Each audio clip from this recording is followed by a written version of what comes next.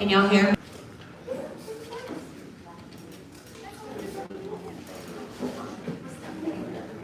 Good morning. My name is Christy Flynn, and I am the president of the Special School District Board. And I would like to call the meeting to order. And we are going to begin today with the Pledge of Allegiance. And we have two students from LSD, Nathaniel and Amori, who will be doing the Pledge of Allegiance. Nathaniel and Amori, please come forward.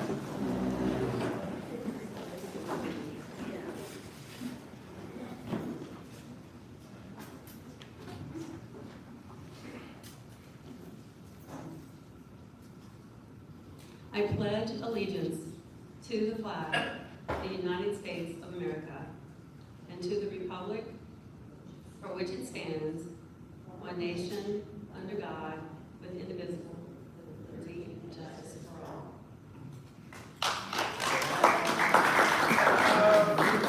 Thank you, Nathaniel and Amori. We have an invocation, and the invocation is going to be given by Alicia Holmes.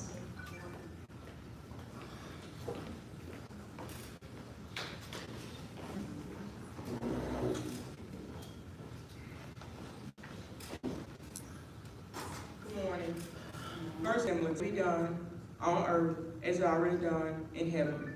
Give us this day our daily bread, and forgive us of our debts as we forgive our debtors. Lead us not into no temptations, but deliver us from evil. For thine the kingdom, power, and the glory, forever and ever. Amen. Dear God in heaven, thank you for allowing us to wake up and see this great day, a day that you have made that's been coming ever since creation. Thank you for showering us with your grace and your mercy that we don't deserve, but because you are God Almighty, you give it to us. Thank you, dear God, for allowing us assembled persons here today, dear God. Here for our purpose, dear God, to help the special school district to move forward. Dear God, we pray for our leaders today, dear God. Dr. Morton, Superintendent Grenier, dear God, as they continue to try to move the special school district in a mighty way. Dear God, we need you every day here at this school, dear God. Not just today because we're praying, dear God. We need you here every day, dear God, for the students, for the staff, and all that it takes to make up this special school district, dear God. Continue to shower us with your fresh Holy Spirit, dear God, and forgive us for anything we may do, say, or act that's not pleasing to your sight, dear God, and help us and guide us along the way as we continue to move forward with this purpose here. But dear God, we know that everybody that's assembled here today is here for a purpose, dear God. We pray that you help them to walk in their purpose, to move this district in the way that it needs to be moved, dear God. And we pray that they always do everything that is decent and in order. In the mighty name of Jesus, dear God, we pray. These and all blessings we are so thankful for. Amen, amen. Thank you, Lord God. Thank you, Jesus. Amen.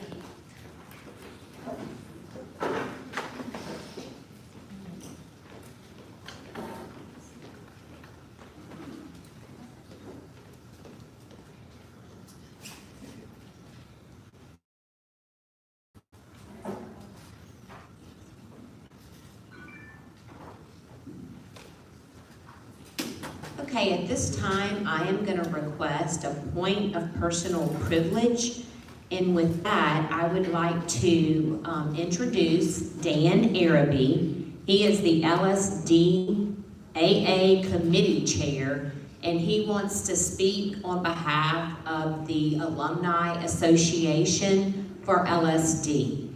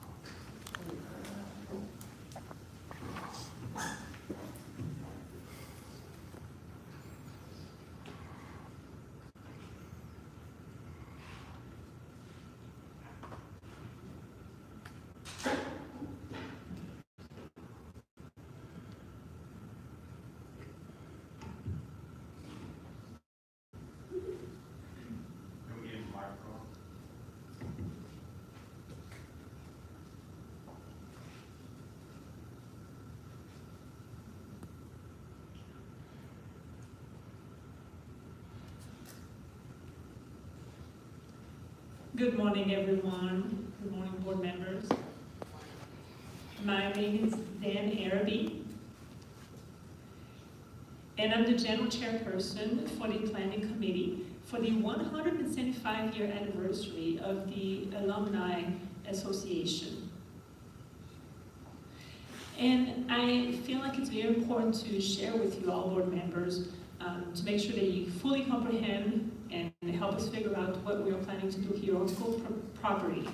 I want to be very respectful that this is your property, but it is very important that in the next 4 years, we're going to be preparing for our future anniversary. So in 2027, and the next 4 years will be crucial in making all the preparations to have this event, to host this event possibly at the auditorium, perhaps in the football field, or on another location on campus. We are looking forward to the event in October, the Friday and Saturday, and I would like to ask for the board's approval to be able to use the property here.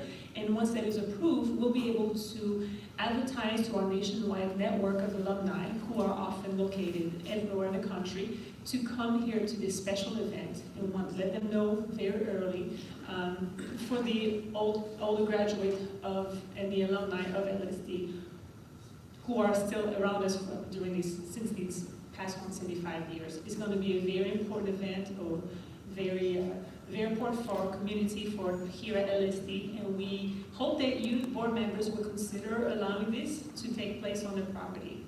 So thank you so much for your attention. And if there are any questions, I'm happy to answer at this time.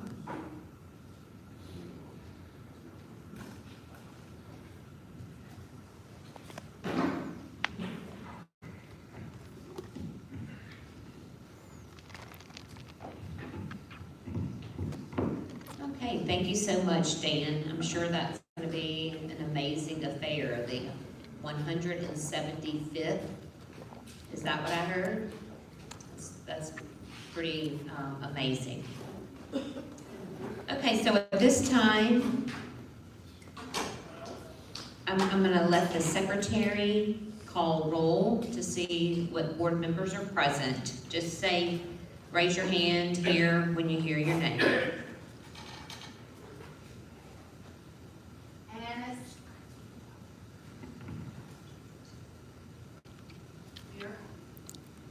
Bell. Here. Burton. Burton is absent. Ennis is here. Okay. All right. Crosby. Here. Davis. Here. Glenn. Here. Jones. Here. Morris. Here. Muslow Hicks. Not in attendance. Colazola. Here. Smith. Mary. Here. Smith Vicky. Here. Thank you. Okay. So absent are Mr. Burton and Ms. Muslow Hicks, correct? Yes. For the record, Mr. Burton resigned. So that, I think the records need to show that he resigned. The record will show that. Thank you. And also that would show that we have a quorum, correct? Okay, we're gonna move on. Okay, the next item on the agenda, The approval of the minutes for the November 1st, 2022. okay, do I have a motion to receive those minutes? Ronnie? Do I have a second? Second. Thank you. Do we need to have any discussion? So Mr. Morris made the motion to approve the minutes. Yes, And the second by, I think it was Edward. Dr. Bell. Thank you. And I have a discussion point. For number 4, follow, can you hear me?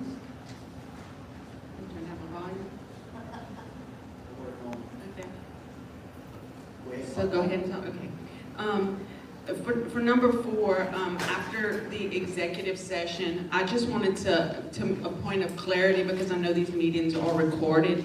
I was not on the board at that time, but I was at the meeting, and our chairwoman came out and said that there was a report done by an external evaluator, an external entity, and that if the public should request that report.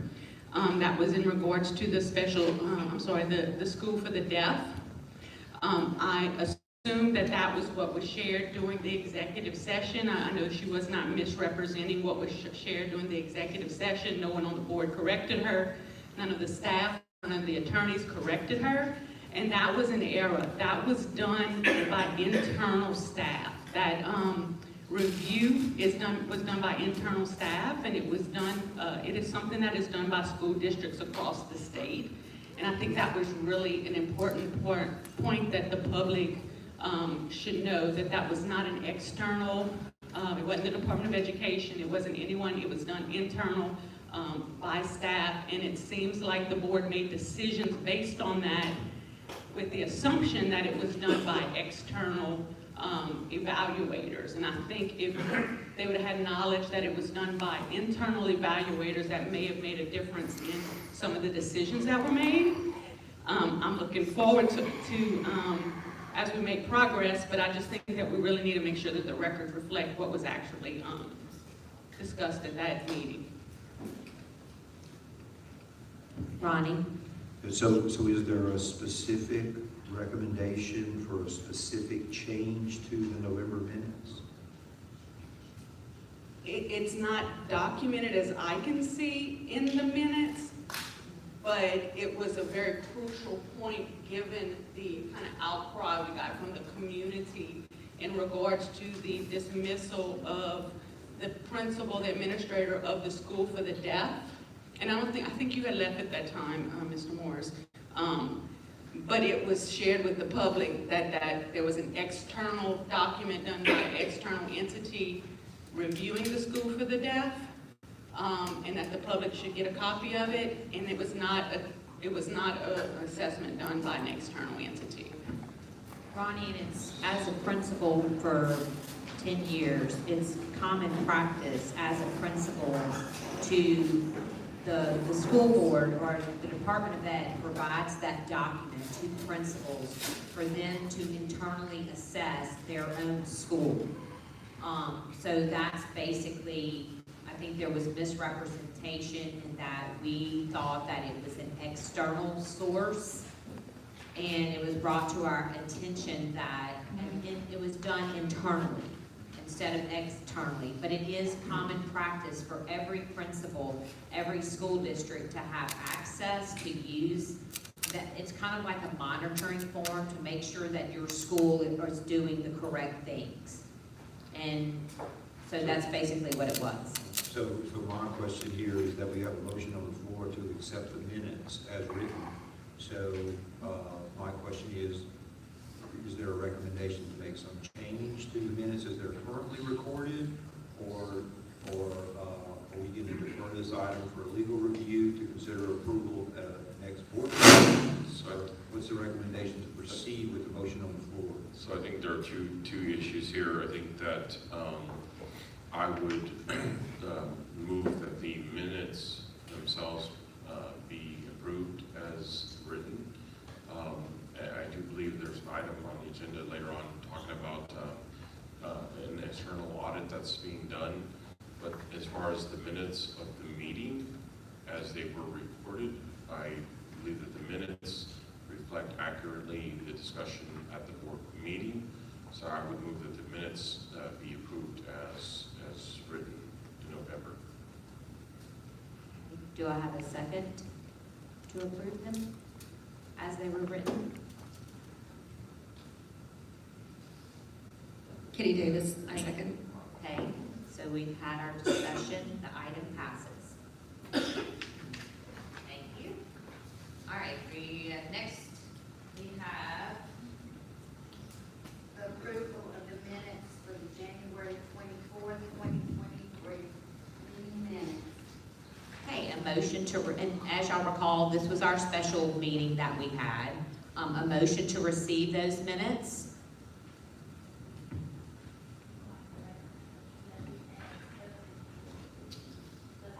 I'd like to make a motion that we had a special board meeting Okay. in the title.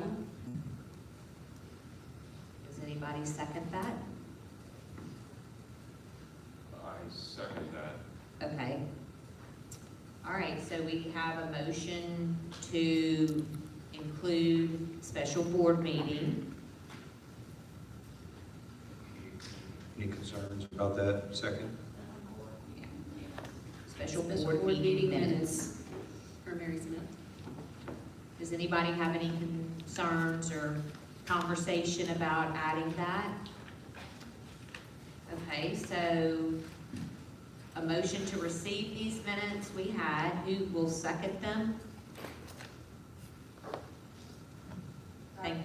Thank you, Ronnie. So the item passes. Any discussion? Okay, thank you. All right, next agenda item. SSA Consultants presentation and discussion regarding board development. Okay, so this is SSA Consultants, and they are gonna be assisting the board in developing their skills so that we can represent all the varying cognitive and physical abilities that this district serves. So I need a motion to receive Mr. Rudy Gomez from SSA Consultants. So moved. Thank you, Dr. Bell. Rudy, come on up.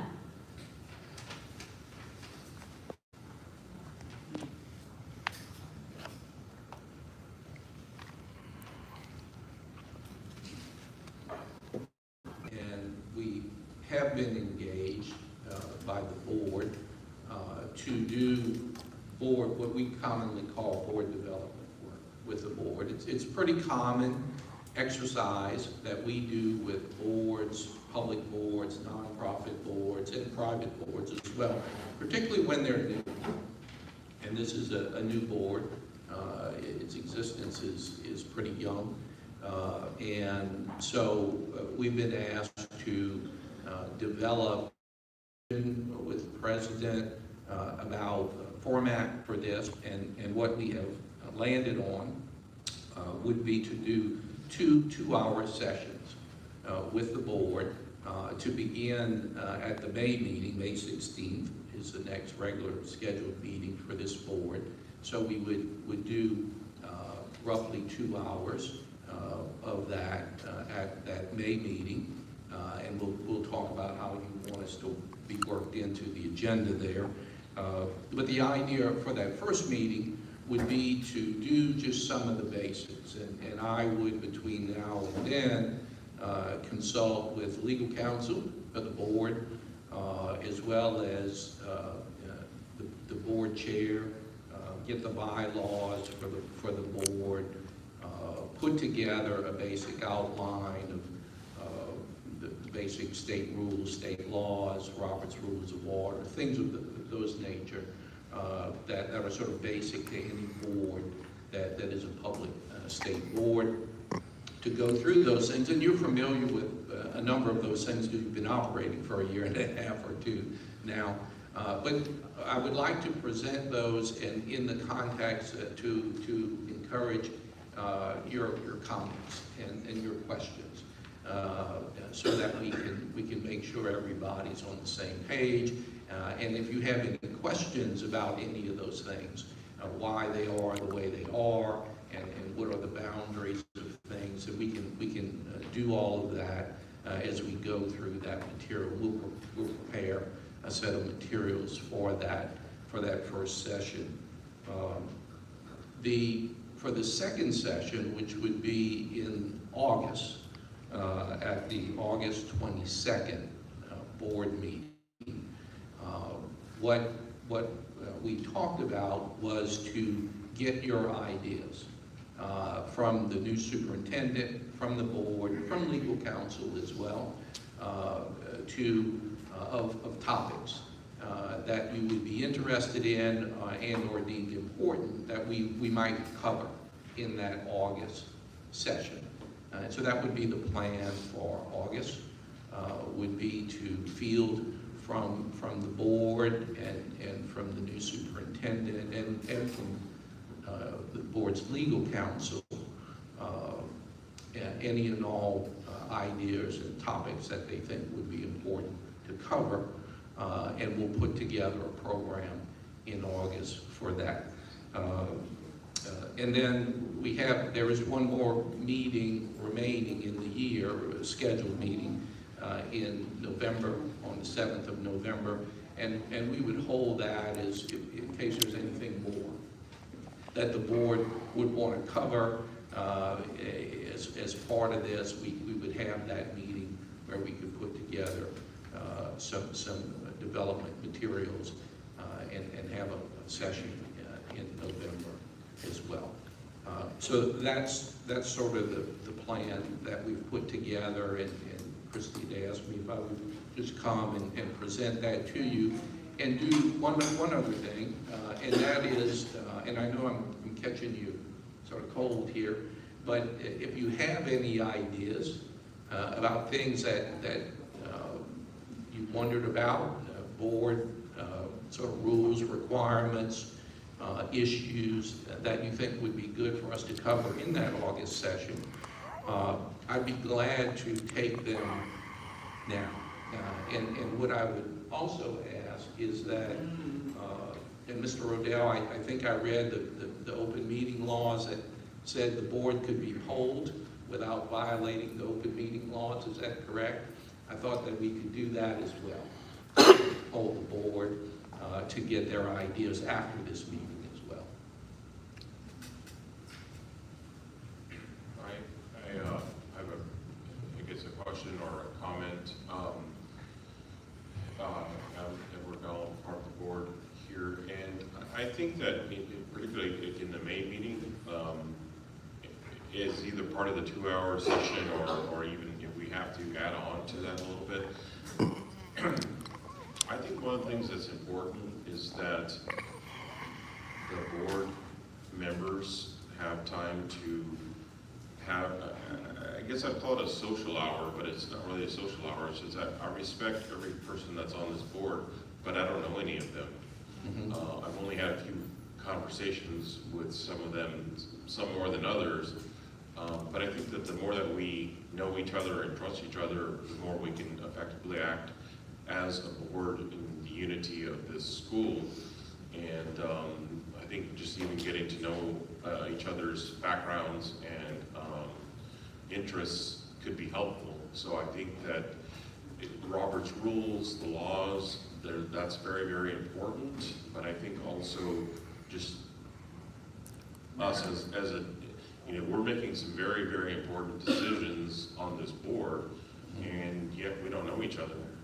I think that would be helpful. Yes. No, good point. And I'm not writing any of this down, but my associate, Sarah, is taking all the notes here.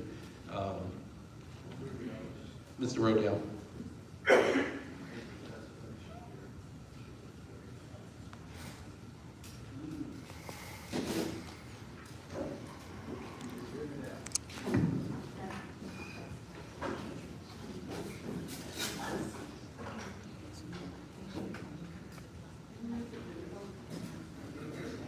Would you like this microphone?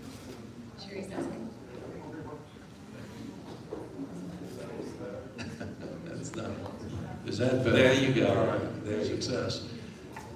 I just need to be careful, we need to be careful when you use the term poll the board, that there's no indication that you're looking for an opinion or a vote or anything like that. I would recommend that if board members have issues or topics that may show up in the training session, that they route them through Christie Flynn, Through the chair. maybe with a copy to the lawyers, and that way I think we'll be in compliance. Okay. Thank you.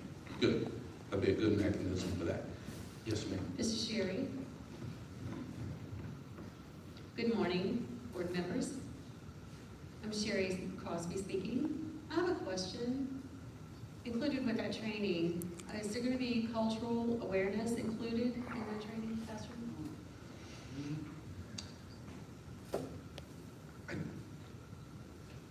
I think we could cover that ground to some extent. The focus of this was going to be more of the sort of requirements and rules, but I think that's an important issue, and we would need some help from board and staff to cover some of that territory. But I think we could, certainly. Okay. I would like to see more of that, more coverage of deaf sensitivity training, because we have many hearing people on the board. They're talking, overlapping each other. There's not a chance for the deaf individuals to raise their hands and ask questions because of the quickness of the pace. And I don't believe that we're on the same page at all. So I think it's very important that we have that kind of sensitivity training. I do appreciate it. Good. Thank you.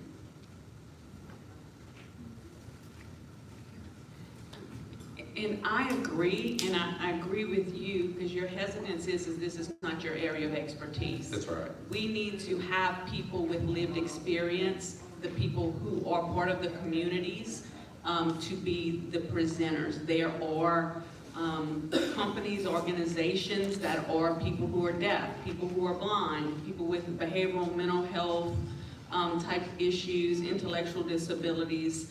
I think that that type of training is very much needed, and it needs to be done by those with lived experience. Although I appreciate all that SSA is doing. Thank you for saying that. Yes. Yeah, I'd like to jump on that bandwagon as well. I think the sensitivity training for the cultural awareness is very important here. And then also, when you guys consider how you're going to present the training, if maybe you would consider presenting it in a way to where there's some role play. So maybe you could simulate a board meeting, right? Mm-hmm. Like we're doing right now. You could simulate that procedurally through an agenda, right? And help folks to appreciate that process, but do it in a way where you're not speaking from a PowerPoint or some written reference, but more from a role playing type perspective. All right. Good. Thank you. I think that's especially useful for the Roberts Rules of Order, because you run into some of those items often, and others not. But knowing and understanding how to deal with them when you run into them.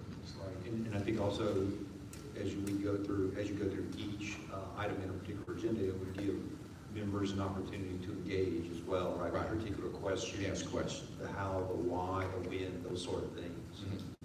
For specific agenda processes. Yeah.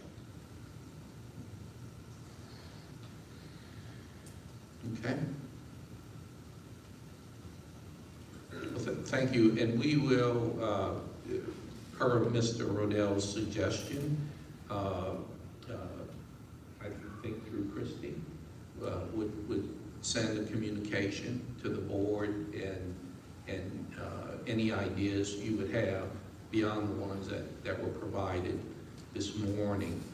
We would certainly welcome and process those that would come through Christie and Mr. Rodell, so we make sure we stay on the right side of the open meeting laws. Thank you.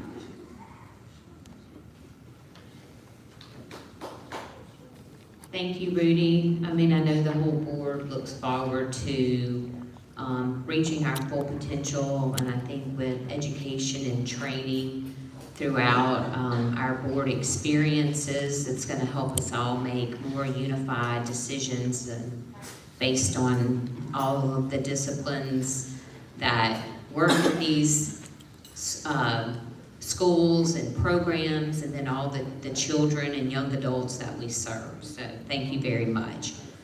Let's see here. All right, next agenda item. The next item number is the consideration of the superintendent's contract.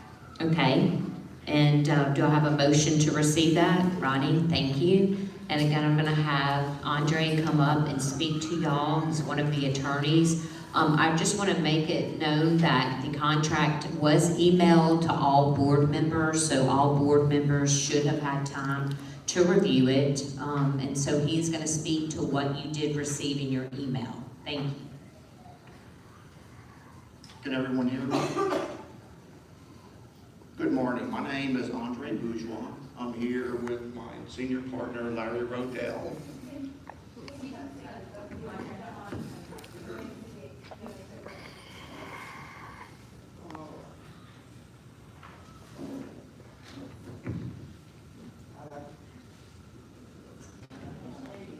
Better? We're the attorneys for the board. Our representation was approved last month, for which we are grateful and honored to be able to serve this board and this community. I'm here to tell the board we've drafted, reviewed, and finalized the contract. It's in compliance with Louisiana law. We approved the contract. A note to everyone, this contract, once approved and executed, will be a public record, and it will be available to the public. As legal counsel, our recommendation to this board is to accept, approve, and execute the superintendent's contract, hiring as the next superintendent for the Louisiana Special School District, Dr. David Martin. Thank you.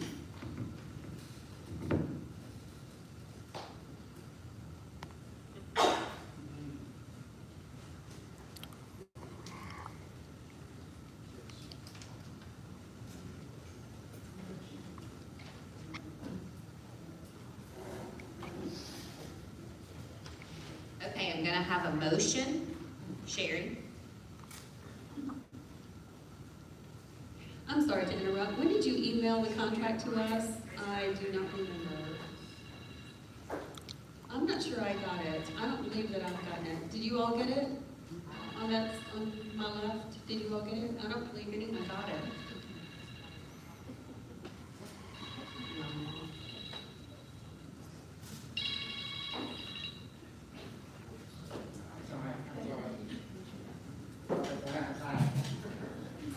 We could take a break and print it and let everybody review it on the board. From what I understood, it was emailed to everybody. Okay, so, Kat, could we? I did not get it. This is Sherry speaking. I did not get it. I can see where this process, Okay, if y'all would give us a little time. yeah. Okay, so let's take about a 15-minute break. Do I need a motion to do that? Okay, a motion to take a break? Okay, thank you, Ronnie, thank you, Vicki, and we will get that contract to y'all and give you some time to review it. Okay.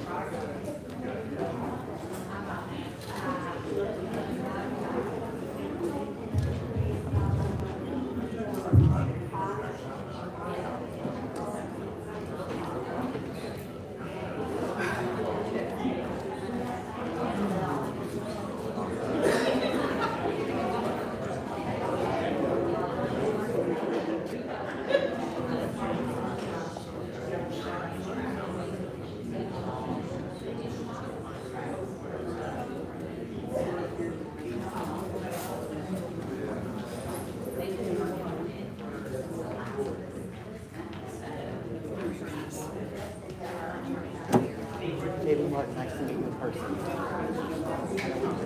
We've been going back and forth. Yes. Nigel, Yes. nice to meet you. Nice to meet you, David. I'm Irene, and I do media for LED internet. All right. So you don't feel nervous, huh? Oh, Dr. Martin said, don't feel nervous about the superintendent's report, even though it's your first one. You're not nervous, right? Oh, no. Okay, I'm looking forward to it.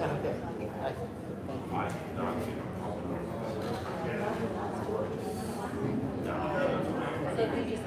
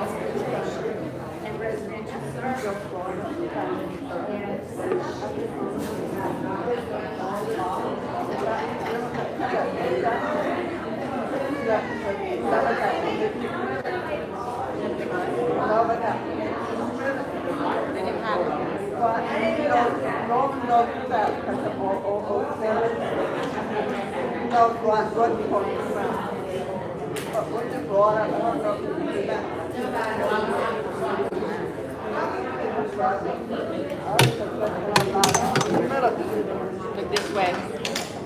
Or that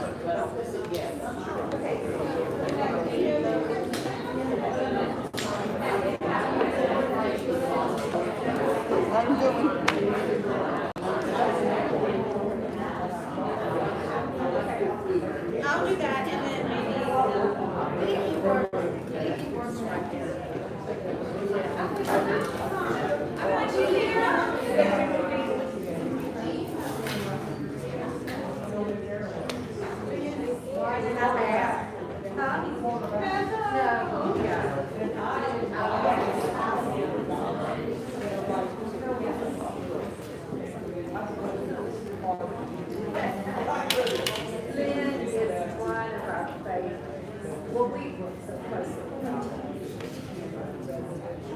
I definitely will do that. I know that's happening, and I will write that down. Yeah, we are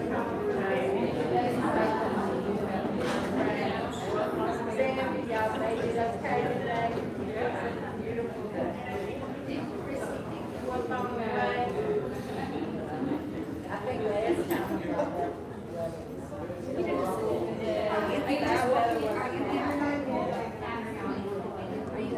I'm gonna go check.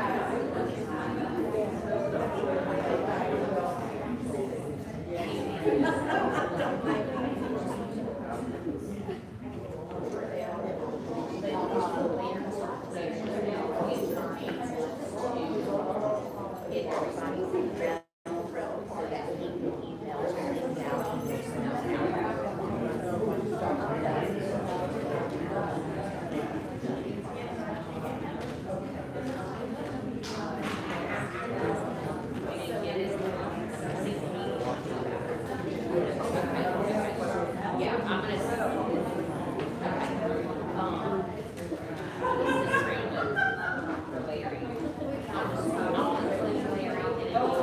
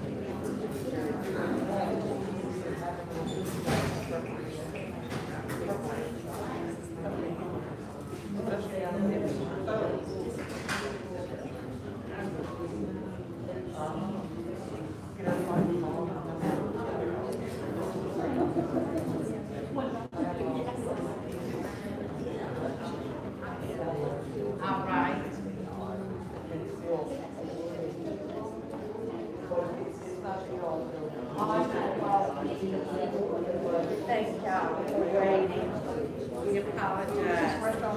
Doesn't it? Remember when you used to be able to smell them? Yes. So, Mr. Burnside.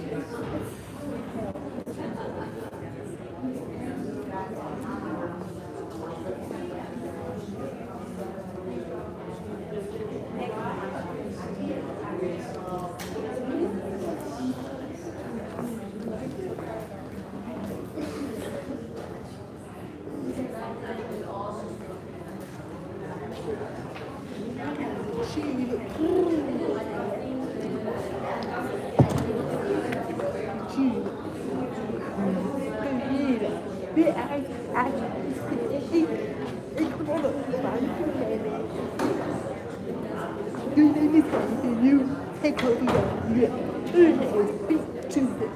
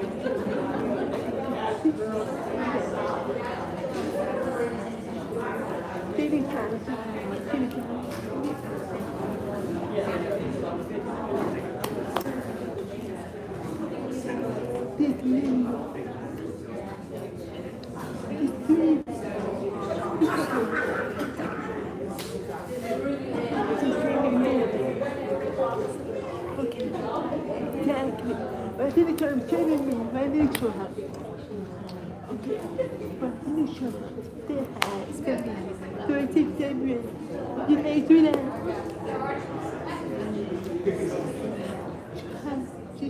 Thank you, baby. Pick up.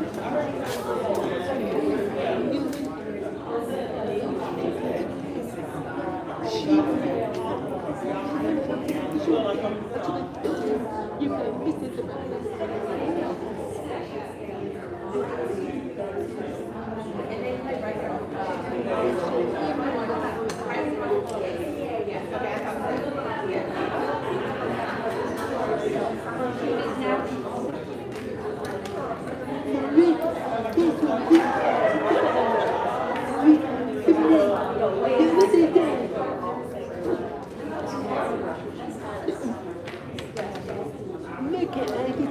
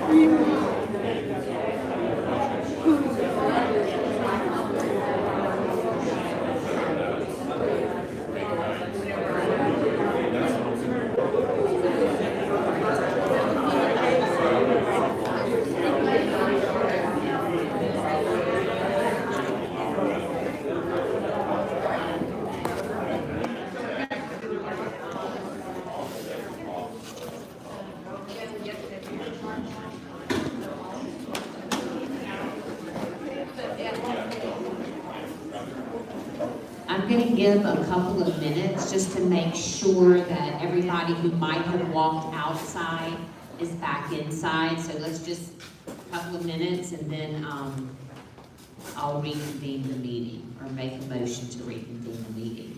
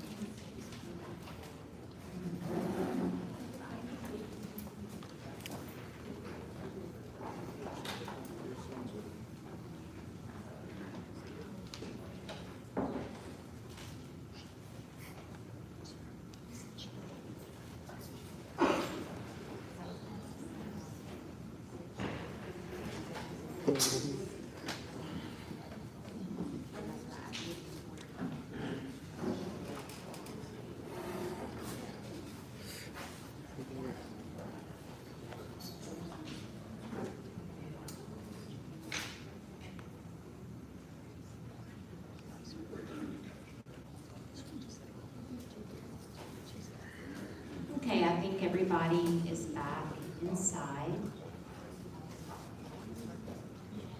So I need a motion So moved.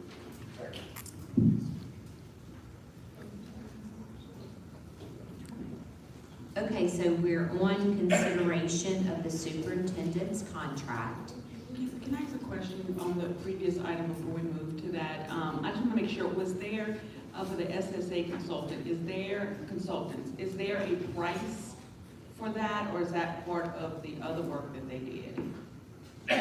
I'm not sure. It's a separate contract. Okay, so does, and on the agenda, which is, I think, a serious concern, we don't have any type of finance report.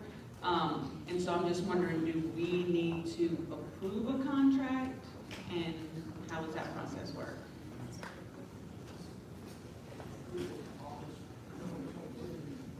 Okay.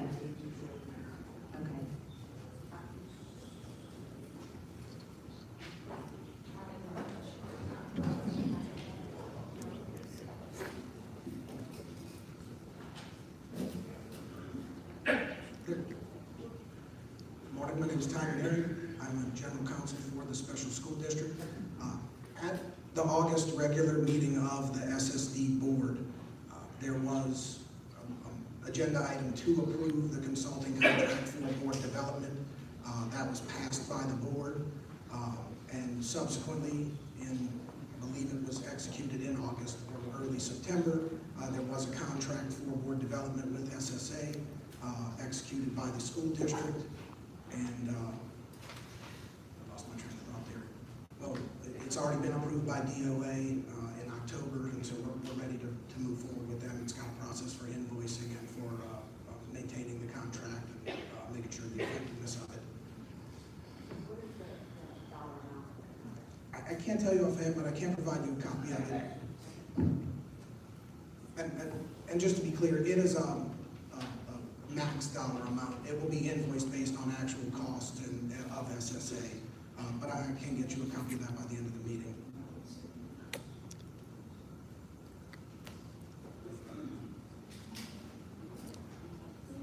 Thank you, Ty. Okay, so we're gonna go back to consideration of the superintendent's contract. At this time, everybody was provided a copy and got to see what was in the contract. Mr. Sherry, I would like to have some discussion about the contract. Let me see the specific point. The increase of the minimum increase of the salary every year based on performance, it's very specific. It says 3%. I was thinking that we should have a range of 2 to 5% based on the performance. If it's good, or if it's just 3%, that's very restrictive. I was thinking that we should have a range. Is that possible? Ronnie? Yeah, I had also wanted to comment on that. Okay. If you refer to page 5 of 9, item B is in boy. There's a reference in here to the performance objectives for the impending year. And it says it'll occur prior to the April board meeting. If we could change that to May board meeting, then between now and the May board meeting, we could meet to establish what that performance criteria would be. That would give us an opportunity to meet with the superintendent, to meet with the current staff, to understand that those performance expectations would include both a quantitative and a qualitative assessment. And we would generate a rubric for each.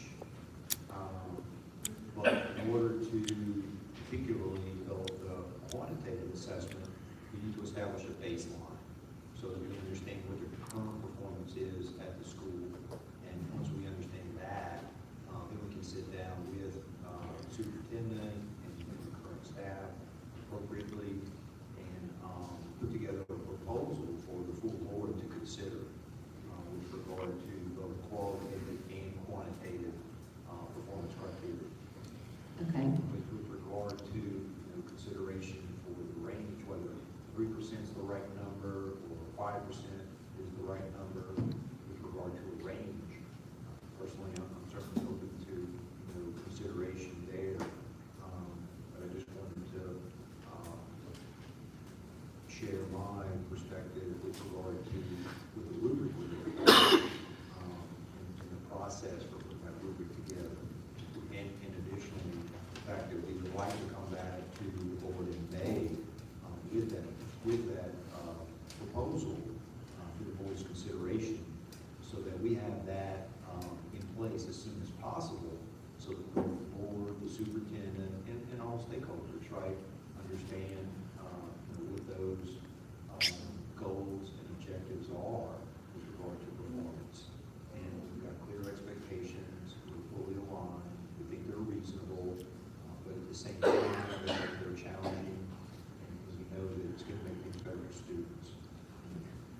This is Edward Bell, and I would like to agree with Ronnie on his comments. I'd like to make a motion that we approve the contract with the provision that those considerations need to be worked out. Whether it's a range of 2% to 5%, that's fine.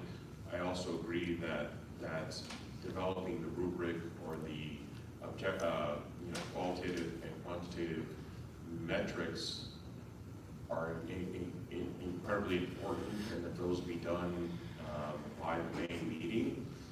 But I think that those are separate from the main contract. So the only provision that I would make to the motion of the contract is that the percentage of the raise be determined by the board, and to not have it be specifically nailed down to 3%.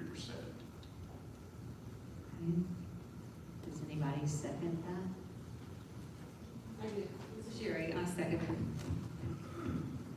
it. Okay, so what needs to happen now? There needs to be a final decision on the consideration of the superintendent's contract with a roll call vote. Okay. Ronnie? I'd like to clarify the motion that's on the floor. So firstly, I want to make sure that the board gives consideration for changing the date in item 11B from April to May.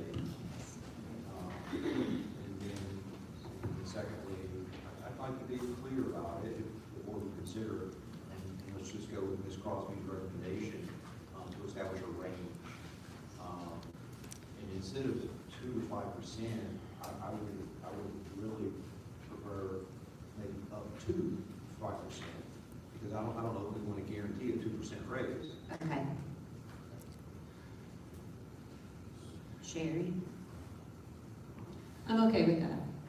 I'm okay with that. Just not to be in disagreement with my buddy Ronnie here, but do we want to stick to May, or do we want to just say annually? Because that could get shifted somewhat. So just referencing the language here, it speaks to each year, the regular April board meeting. My point was simply that there is no April board meeting. It would still be an annual review. It would just be conducted May as opposed to April. My point being, there is no April meeting. But next year it might be late April. I mean, we don't. How about can we agree that it's up to 5% based on the annual review? Can we make that in the language? I'll certainly support that. Okay.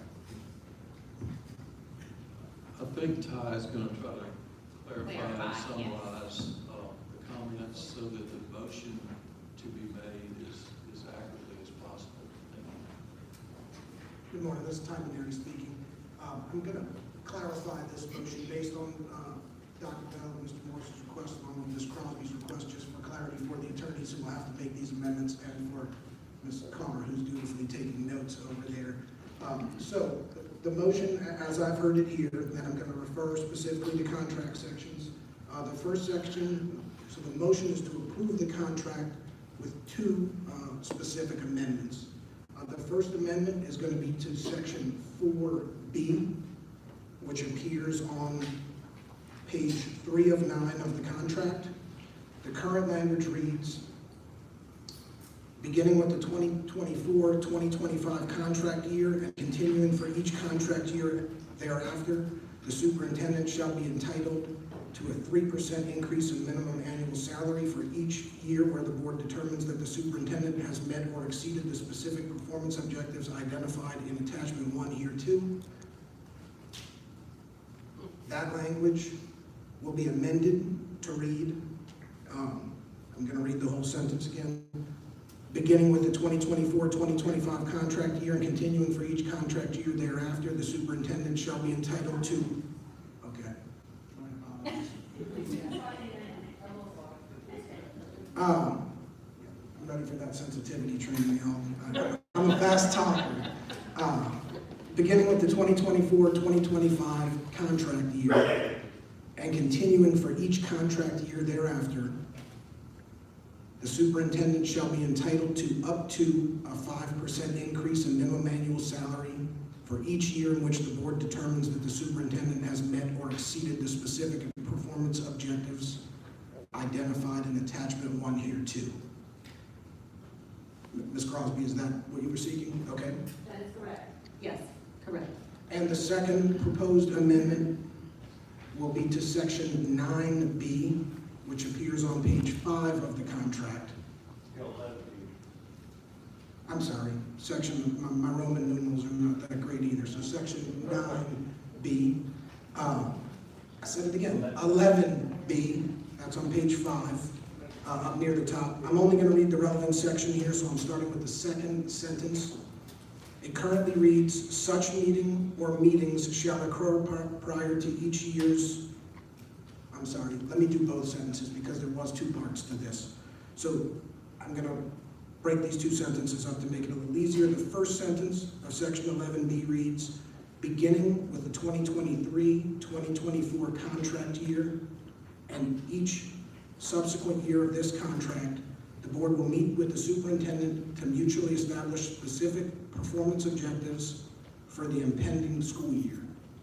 We will amend that sentence to read, beginning with the 2023-2024 contract year and each subsequent year of this contract, the board will meet with the superintendent to mutually establish specific performance objectives, including qualitative and quantitative performance objectives for the impending school year.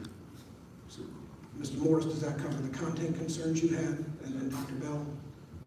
Yes, sir. I move adoption of the motion given the modifications mentioned. Okay, and one more modification. I'm not going to read the whole sentence here. That subsequent sentence references an April board meeting. This body has routinely met in May, and I assume that will continue, and so we will amend in the following sentence simply the word April, the reference to the April board meeting to be a reference to a May board meeting.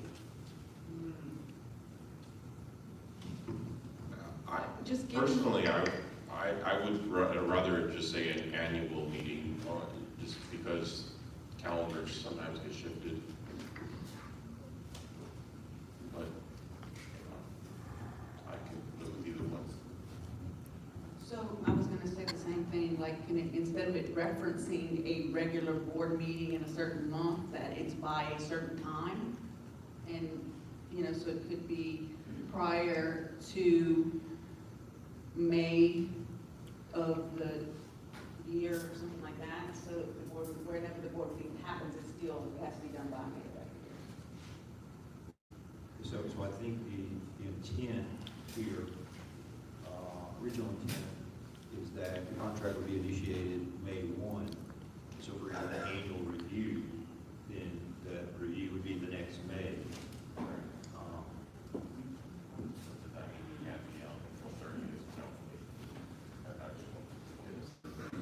This is Sherry.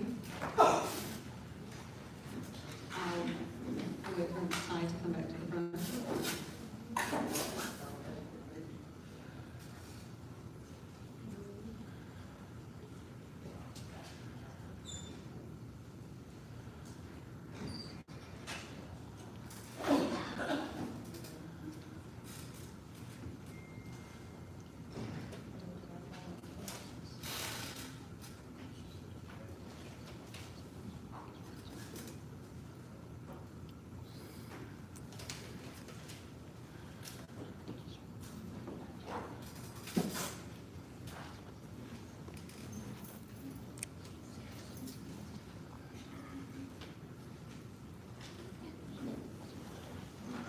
looking for my notes. This is Sherry. Ty, I have a question for you.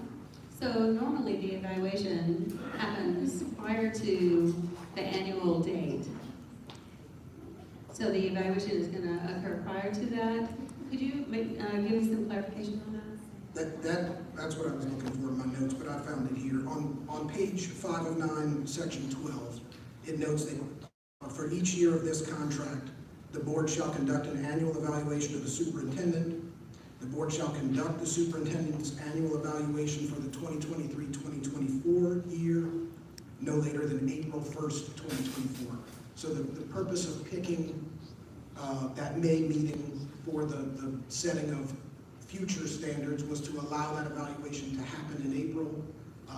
The outcome of that presentation, of that evaluation, would be presented at the next regular board meeting, which historically has been the May meeting, and then that's where objectives would be set for the next year also. Just wanted to share my experience serving on Bessie with regard to the state superintendent's evaluation and how that process has worked during my 3 years of service. Typically, the way that process has worked is that after the board has agreed on the performance rubric, then board members will receive a copy of that rubric a month in advance of the scheduled board meeting and give them ample opportunity to consider how they would score the both performance metrics. They would then send that confidential information to the executive director who would tally the information. And then when the board meets at the regular scheduled meeting, in this case it would be May, the board would go into executive session and results of those tallies would be shared with the full board. And in that executive session, those summary comments would be shared with the superintendent, with the other members of the board, and then given appropriate consideration at that point, and the board would make a decision about what that raise would look like. That would be the process at the state level. And I believe that's what we would try to replicate here. And again, the reason of aligning those two, the closeout of 1 year's performance evaluation followed with the setting of performance objectives for the next year, is because that's going to be a fairly data intensive set of decisions. So the district will be providing the data necessary to evaluate the quantitative and qualitative performance objectives for the review of the prior year. That same data would inform the setting of performance objectives for the following year. And that's going to be a long meeting with a long executive session, I would assume, in May. I will also note that this contract allows the board to do a mid-year evaluation, which is a non-binding kind of a mid-year report in November of each year also. So we'll have those performance objectives set in May of this year, and if the board would like a report on performance towards that, typically in November we will have, with some rare exceptions, we will have student performance data back from the state by that time for the prior school year, and it'll allow you to get a sense of the progress made. Of course, this November, that data is not necessarily going to reflect Dr. Mark's performance because it's going to be data for this school year, but it will inform us as to how things are trending around student performance.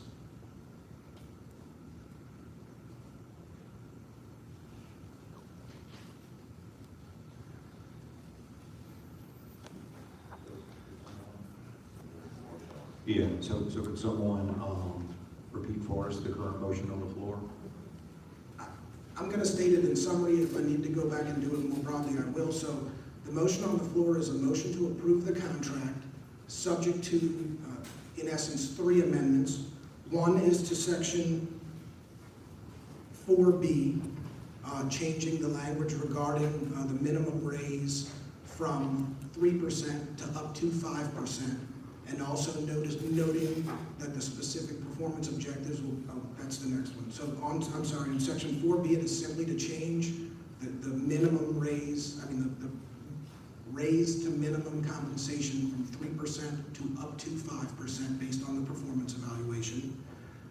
The other 2 proposed amendments are to section 11B. One is to add language indicating that those performance objectives will be both qualitative and quantitative. And the other, I'm going to go with a May 31st deadline for the completion of that activity every year rather than identifying a specific board meeting. There was a little back and forth here, so I don't know if we want to just keep the May board meeting or pick a date certain and say that each year we'll have it done by May 31st. I'll second the motion with those amendments. Okay. Yeah, I'd like to make sure we're relying on this May 31st. Why would we make it May 31st and not the May board meeting? Because it was Ms. Palazzola's concern is if we move the board meetings around and end up with an April board meeting, this would just give us a little more flexibility. I mean, it'll be at that board meeting that occurs most closely to that date. But that way, if the board chooses to schedule meetings differently in subsequent years, this contract language would still cover us as long as it was done before May 31st of the year. We could just make that the regularly scheduled May meeting, regardless of what date it falls. I'm just interested in it being conducted annually. Personally, Okay. if we start with a May contract, then, I'd like to see an update the next May. I agree with Ronnie. I think having the language of not later than May 30th, what that gives us the flexibility is just for some reason, perhaps next year's meeting will be on April 30th. Well, does that mean, we can't, if that's not the May meeting, but it's prior to the end date of that. So I just want the contract to have enough flexibility that we, meet that deadline, but we're not pinned into May as a specific month. But I agree with the idea of annually. Okay, so for comprehensiveness, a full review one more time. Section 4B amended to change the raise language from 3% to up to 5%. In section 11B, the first sentence to add quantitative and qualitative performance objectives, and the second sentence to change it from the April board meeting to the regularly scheduled May board meeting. So that's the motion on the floor, is to accept the contract with those three amendments to it.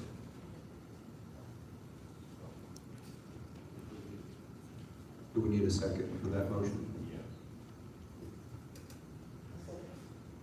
I second, Mrs. Kinney, and also Sherry, you said I second. I think we had 4 of us seconding that motion. Sherry saying. Yes. Okay, I'm gonna do a roll call vote. Okay.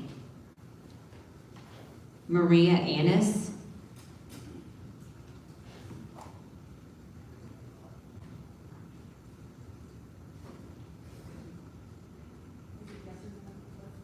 Yes, it's the motion that's on the floor to accept the contract as it was revised. My answer is yes. Thank you, Maria. Dr. Bell? Yes. Sherry? Yes. Davis? Yes. Flynn, yes. Michelle? Yes. Ronnie? Yes. Muslow Hicks is not here. Bambi? Yes. M. Smith? Yes. And Vicky? Yes. It's unanimous, it passes. Yay for us.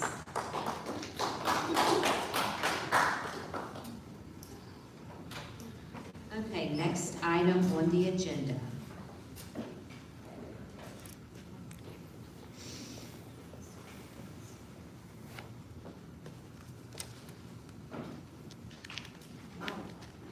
You're fine. The superintendent's report, Dr. David Martin. Okay, and I've been asked, when we're speaking so that the interpreters can hear, kind of hold it like a ice cream cone. How? Carrot. Okay, like a carrot, so the interpreters can see. Thank you. In here. Thank you.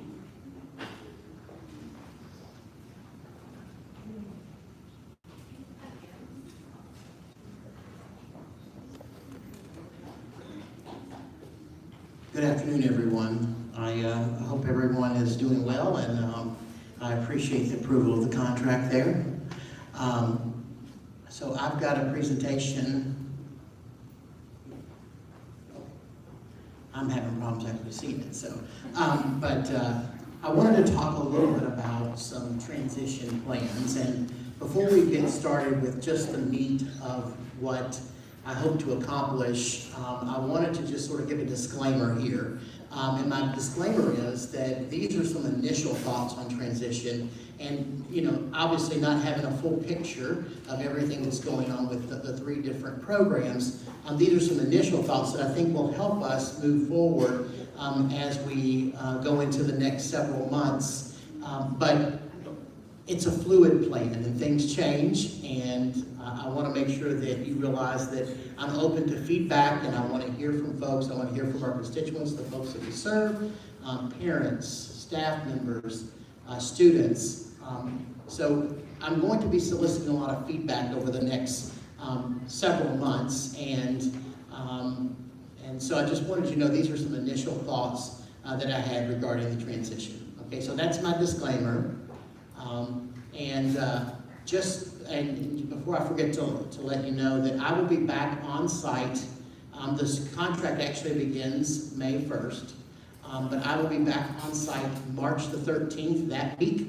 So I'll be here for 5 days during that week. It's my spring break, so I'm spending it with you guys. And then I will also be back on April the 10th, because that is the start of the legislative session. And our budget hearing, I believe, is scheduled for April the 12th.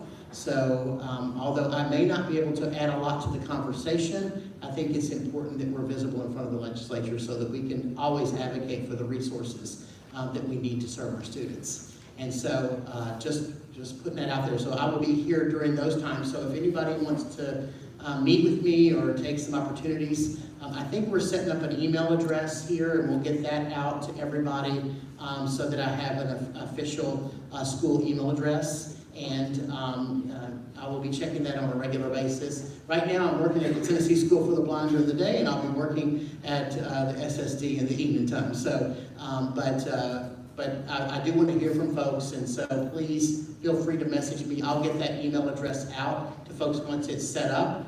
And my plan is to also send a letter out to the staff tomorrow, just saying how excited I was. I didn't want to, you don't want to put the cart in front of the horse, right? So, so I wanted to do that. So anyways, let's start talking about what I see as some big bucket areas for us as we transition. And I really look at this as an opportunity. I had a chance to go around and really talk to folks yesterday. And I met with some folks. I saw some kids doing some cool things. We did there was a walk yesterday around the campus within the residential program, and for full transparency, I totally cheated. And I was brought 3/4 of the way around on a golf cart because I was in a meeting with HR, so I got behind a little bit. But full transparency, I totally cheated. They still cheered as I came across, but I made sure that they knew I did cheat. So, but as we think about our three bucket areas, I really want to start with the first focus area, and that is climate and culture. Because if that's not right in schools and in our programs, then it's hard to move us forward as an organization. And I think right now we are poised to do some really cool stuff. We have the opportunity to make to keep some things going and keep doing great things for kids, but we have the opportunity to make the changes that we want to make right now too. And so I think that, as we do that, we've got to make people feel welcome, and we've got to make people know that we are open to that collaborative process. And so that's going to be very important for me as over the next several months, is to start developing those relationships. My leadership team will get tired of me hearing this, but I really believe in leading through relationships, and so building those relationships with the folks that we lead and building the relationships with the folks that we serve is going to be very critical for me. So over the next several months, you will see opportunities to engage, and I hope that you take part in those opportunities because your feedback is critical to the success of what we do here at the special school district. And so there's a couple of things that I wanted to hit as high points. First of all, I need to really figure out where we are. In order to get where we want to go, we have to be very open and honest about where we currently are. And that's the good, the bad, and the ugly, right? We have to really have an understanding of that in order to get to that destination. And one thing about education I've noticed in my years of experience is you never get fully to the destination, right? Because you're constantly pushing that bar for students, and so you never get to that utopian school society, but we really have to really understand where we are right now and be honest with ourselves. And sometimes those are hard discussions, right? Sometimes it's hard to really hear and understand where we are, but that's going to be critical. So I'm going to really work to see where we are, and I'm going to find out where we are by talking to everyone. We've got to identify what are our points of pride? What are we doing really, really well? There's something called strengths-based coaching when you're talking about instructional leadership, and you really take those strengths and use those strengths to parlay and develop those opportunities for improvement. So as we identify those strengths, we're going to take and run with those, and then we're going to figure out how we can use those to best leverage the resources and things we need to meet those opportunities for improvement. I wanted to conduct some focus groups, one-on-one meetings. It will take me a little time. I think we have about 260 or so employees right now. But I will meet with every single employee individually. It will take me some time. I also plan, specifically with the schools that we serve, both LSD and LSVI, that I reach out to those families individually and have a chance to introduce myself and let them know that if they need anything, that we're here to support. And so I've had some success with that, and I just think it's important to build those personal connections. I don't know the structure of SSP well enough to know that if I can call those parents, and we've served quite a few kids in that, but I will make it known and develop a way to communicate with those folks. So if there's some concerns from that end, that we address those. I think one of the things that I like doing is spending time with kids. And one of the things that I have done in a previous position and I'd like to do here is ride each one of those charter bus routes. And it's great because, A, the kids get pretty excited when the superintendent rides the bus with them.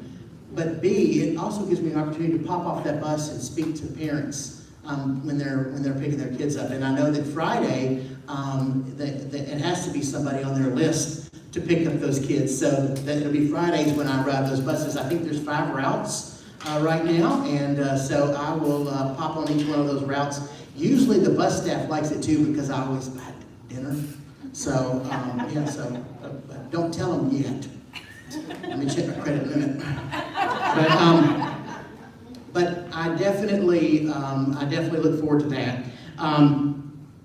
Again, reaching out to those community organizations that are advocates for our students and advocates for the communities that we serve. I think that's going to be important that I take time.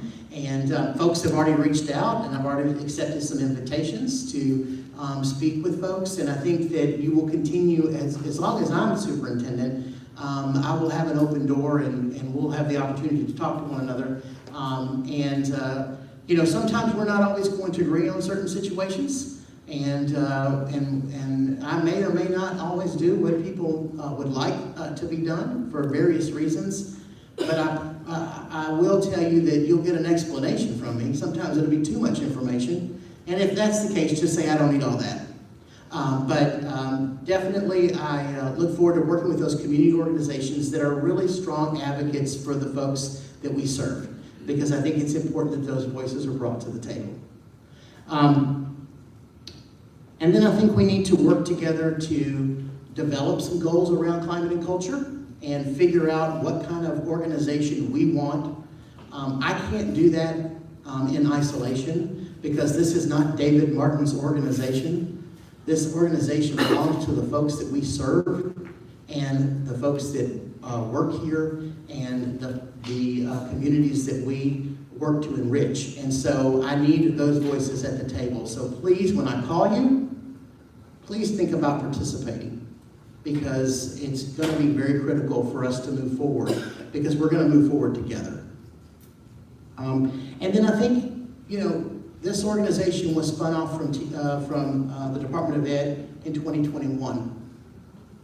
I think right now we have an opportunity to really think about all of the programs that we serve and form a united vision for all of those programs. But it's going to be critical that when we do that, we respect the uniqueness of each of the programs that fall under us. Because there's unique needs in each one of those programs. But ultimately, all of those programs are designed to do great things for kids and adults and the adults, young adults that we serve. So I think that's going to be critical. So that's sort of my climate and culture bucket. Again, if the climate and culture is strong in school buildings, within the district, within the programs that we serve in those places, then we can do far more for the folks that we're serving. Because when people feel good about coming to work, they're going to do more for kids and more for the students and more for the young adults that we serve. So that's my big bucket one. So my second big focus area is instructional programming. And I think that, obviously, this is the heart of what we do in no matter what program you're talking about. We're offering instructional services to the folks that we serve. Or we're offering, we're doing assessments or a variety of other things. But it's all about making sure that the kids get academically and instructionally what they need. So this is going to be a big lift, but it's very important. The first thing I need to do is familiarize myself with the programs that we currently offer and what are the strengths and weaknesses within those. I did a tour of both LSD and LSVI yesterday, and I saw some really great things going on. I was at LSD and I met again, I had met her once before, but I met again the agriculture teacher, and there were a lot of rabbits. Unfortunately, they just got back from a break, so those rabbits might have made us some messes, and they were in there cleaning up. But the rabbits and the chickens, and so that agricultural piece. And then I saw some cross-pollination across in the wood shop, where they're making a large chicken coop as their senior project. And so understanding the types of programs we have, because I will tell you, one of the things that we're doing is we're preparing young people to go out in the real world. And when you go out in the real world, you've got to have a real job. And so making sure that we have a strong work-based learning, strong CTE offerings for our kids, making sure that all that's in place, making sure that the academic program is as strong as it can be, so when they go down the street to LSU, they're going to be successful, or whatever higher institution that they choose to go to. I'm not trying to say all students need to go to LSU. But I have heard that I need to become a fan, and a fan fairly quickly. So, when in Rome. And so that's going to be really important. Making sure that we always understand where our students are. And we are doing a good job of progress monitoring. I think I said it in my interview here. If you're looking for someone that is going to beat folks over the head with those end-of-year tests, I'm not that guy. Because there's some uniqueness that goes along with the populations that we serve that can make some of that testing very difficult for our students. But if you're looking for somebody that wants to make sure that everybody, all the instruction staff know exactly where their students are at all times and what they need to be successful, then that's where I'm going to focus my work on. Because I really believe If you take care of that teaching and you always understand where your students are and you have a strong instructional program in place, the test scores will take care of themselves. And so that's where I think we need to really focus a lot of that. And then I will tell you, making sure that we have strong development for not only our our teaching staff, but all of our support staff, making sure that they get the development opportunities that they need. One of the questions was around ASL when I was here before, and making sure that our folks are proficient in that. And when we hire somebody and they are not proficient, we need to make sure that we get them the resources they need to become proficient.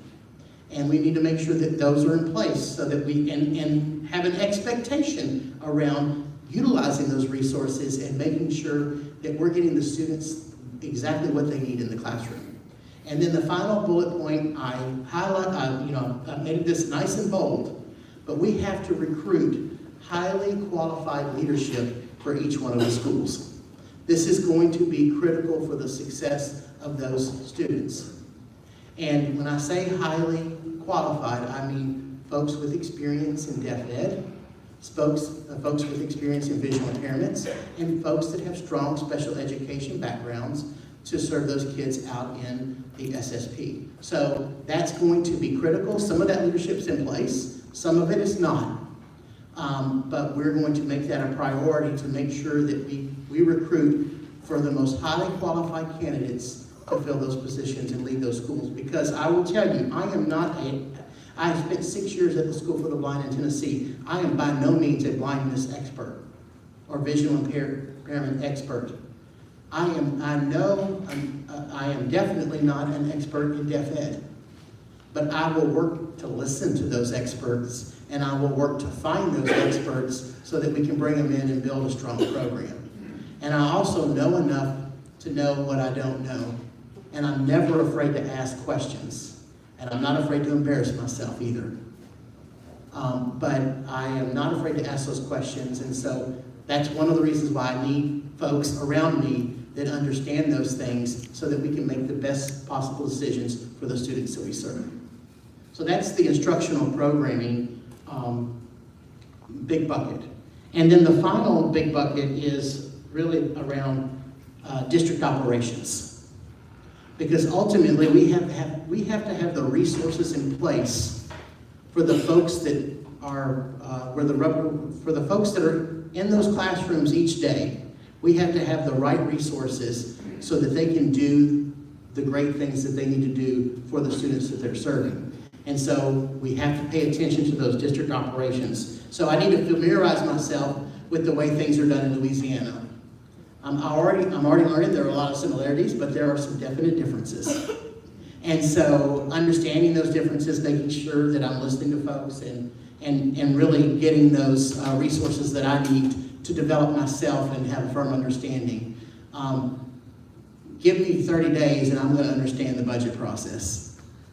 So we're going to make sure that we have those resources and allocated the correct way. Understanding the SSD and state rules, policies, and procedures. Ultimately, we have to follow state law, we have to follow TDOE regulations, and we have to be compliant. That is just part of being a school system. And so I need to make sure that I understand those rules and regulations so that I'm able to make sure that we're following them. Develop a comprehensive maintenance and enhancement plan. This is a very large campus. And I will tell you, some parts look great, and then there's some parts that have been neglected. And so we have to make sure that we put in a plan. I'll work really closely with those operations folks, folks in maintenance, custodial, but we need to make sure that we're addressing maintenance issues and taking a look at a lot of these deferred maintenance issues so that we can, believe me, if you maintain something, it's a lot cheaper than having to fix it.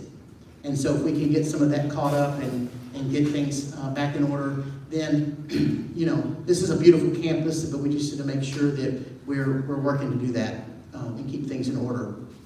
A human capital and capital management plan. So we've got to work on retention We've got to work on recruitment, and we have to work on succession planning, because none of us, no matter how much we may want to, last forever.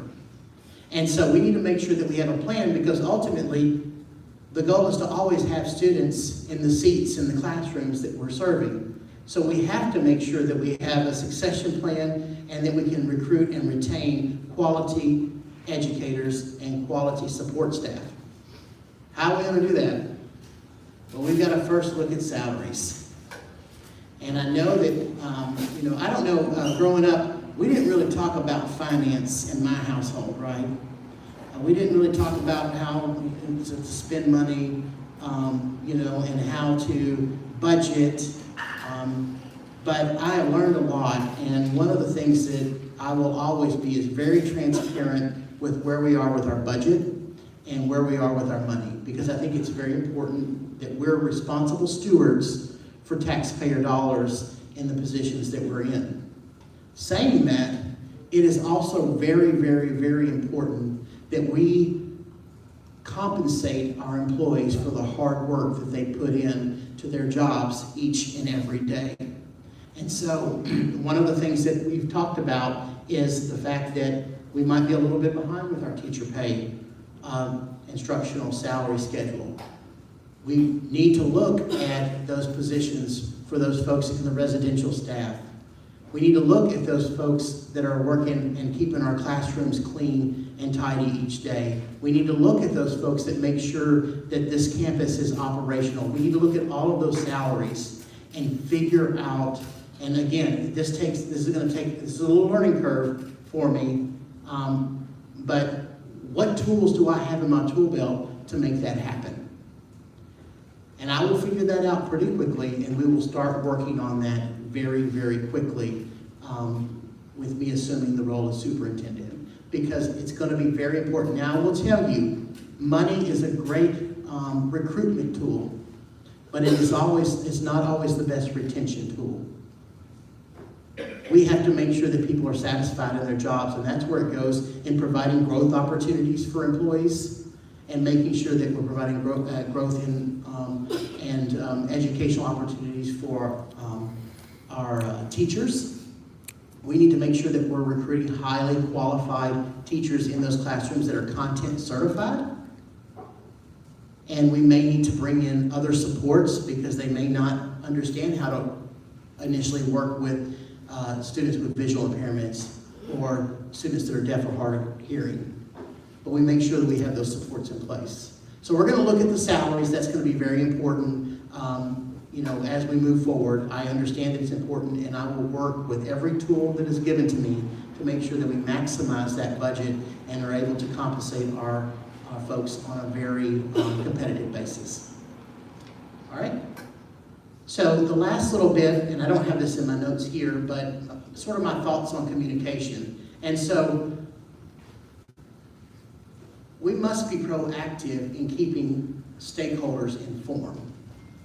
So we need to make sure that we push information out on a regular basis. So for me, at least initially, you will probably see weekly email updates come out. I have not had a discussion with the board yet on preferred communication, what kind of frequency that you want.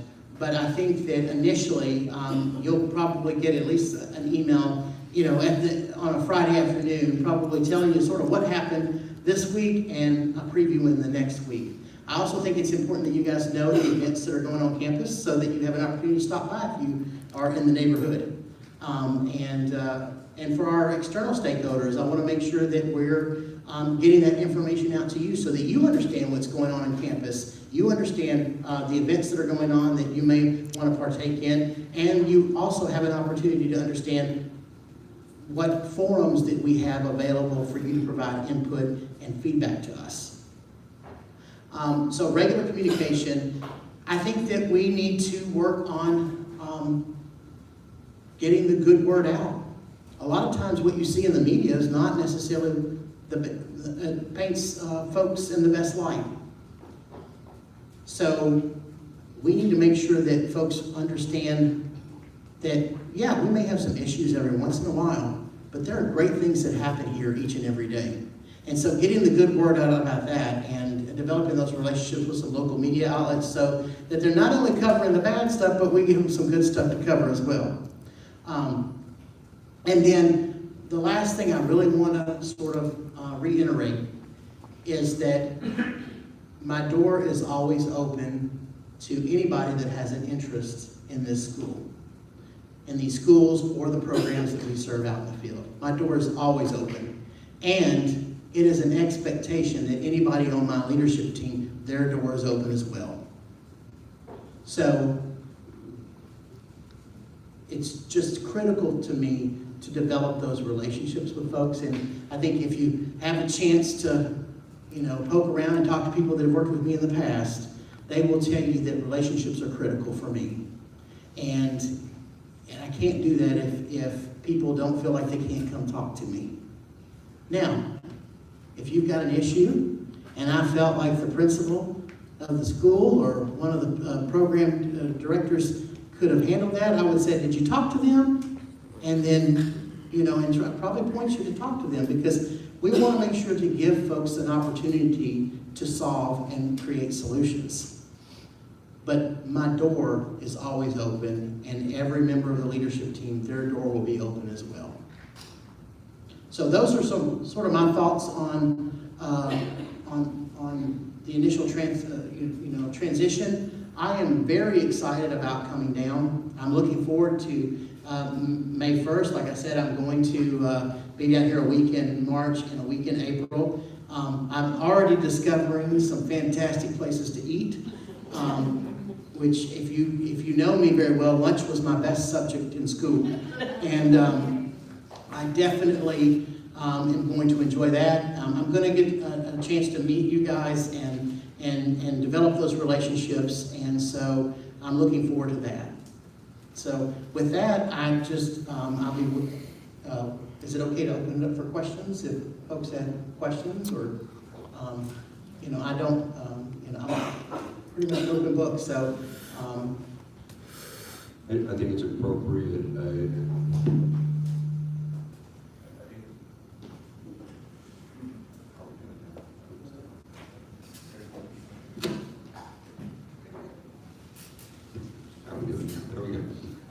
Yes, so thank you, Dr. Martin, for sharing that vision with us. Personally, I think it's appropriate that the board members have an opportunity right now while you are in town to engage you. So if there's any comments from the board members right now, here's a great opportunity to engage the superintendent. Yeah, thank you, Ronnie, because that's exactly what I wanted. When I first talked with you on the Zoom call, Dr. Martin, when we met in January, I think one of the things that you need to know is that this school district has undergone a lot of fear, a lot of anxiety, a lot of mistrust, miscommunication, and a lot of unanswered questions. And so I think the thing that I'm most excited about coming here is your open door policy and your approach, which appears to be very much building relationships. I think there's a lot of healing that needs to happen. I think there's a lot of listening that needs to happen. And I think that there's a lot of compassion that needs to be shared. And I also agree with you that, it's not important that you know everything about deafness or blindness or the other special school district stuff. It's important that you trust those leaders and you find, hire, and support those leaders to do their work. So those are the things I think I'm most excited about your starting here, and I really look forward to getting to work with you and know you more in the coming years.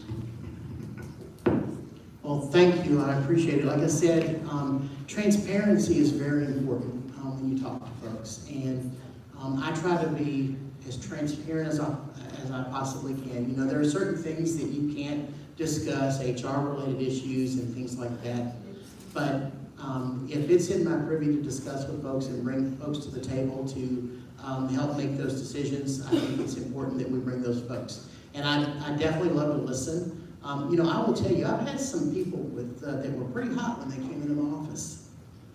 And sometimes just listening and understanding and being empathetic to their situation was all that they really needed. They actually didn't really want me to do anything but listen. And I think that in order, that is half of communication, right? And so in order to make good decisions, I need to listen to the folks around me. I need to listen to those experts. So I'm very excited about getting started with that work.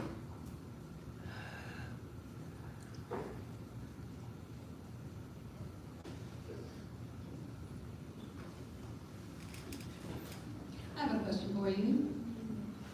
Looking at history, when decisions were made,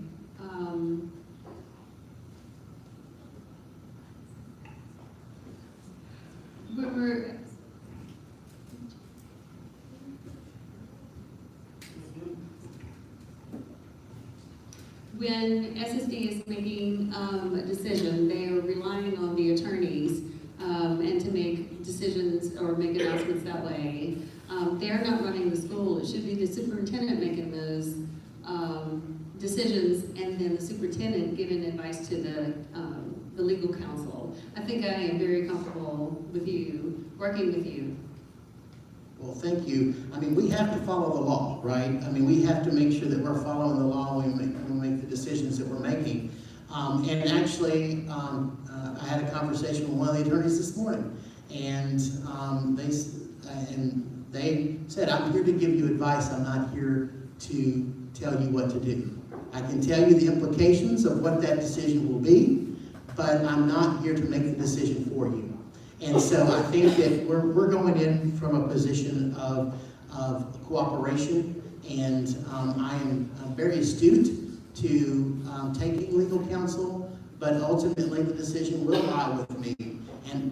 And saying that, I will also have to be prepared to pay the piper for those decisions as well, because if I make a misstep, and I promise you I will make a misstep, I will go ahead and put it out right now that David Barton will make a series of mistakes in this position.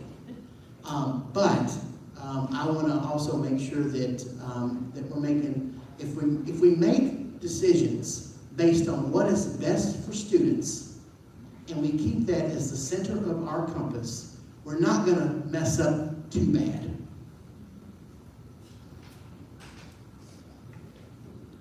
Right. Thank you.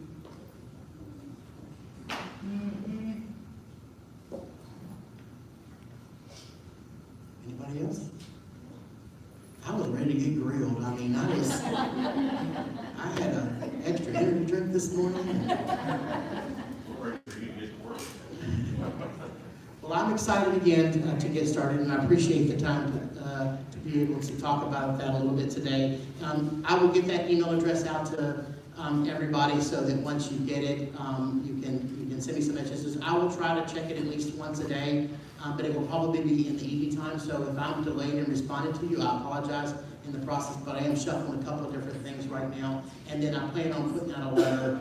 If I don't get it done between now and tomorrow, by the end of the week, I will send it out to the entire staff, just sort of great. I'm looking forward to, this is not my phone, I'm looking forward to working with you. So, thanks.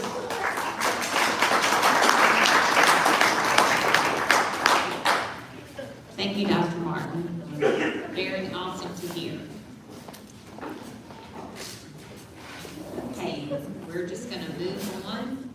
We're going to go to our next agenda item. Kat, our next agenda item. All right. The report on and consideration of policies, with the first policy being the remote work policy. Okay, so this morning when we were just kind of going through the meeting, there are a couple of ways we can do this. We can go through them one at a time, or we can do, if you receive these policies in your email, we can do something called in Globo, where we just approve all the policies at one time.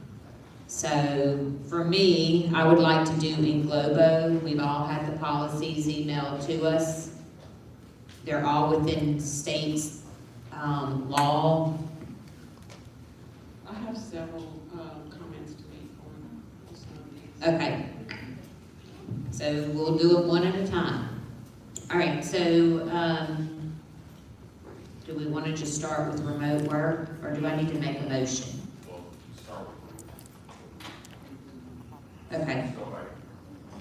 So I guess I would move adoption of number 8, remote work policy.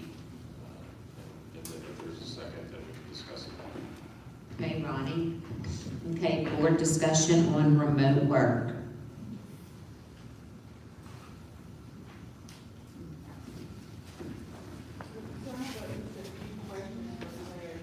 This is Sherry.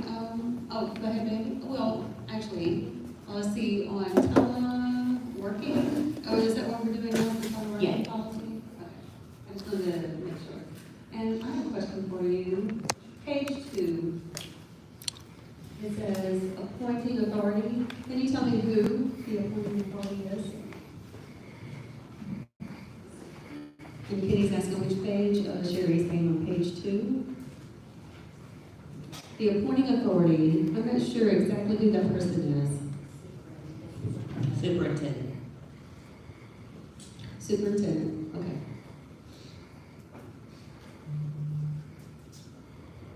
Okay, baby.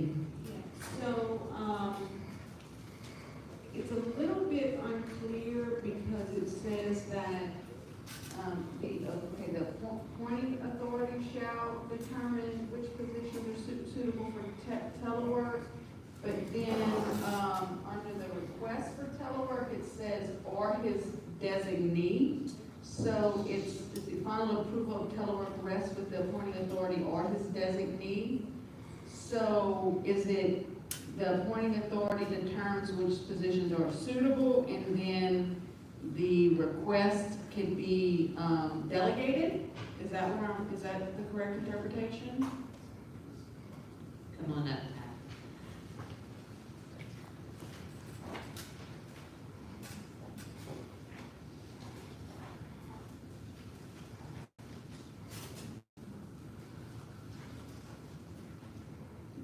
Good morning, this is Tom Maneri speaking. Let me cover one thing before we get to that question. You'll note that in the agenda, this is referred to as the remote work policy.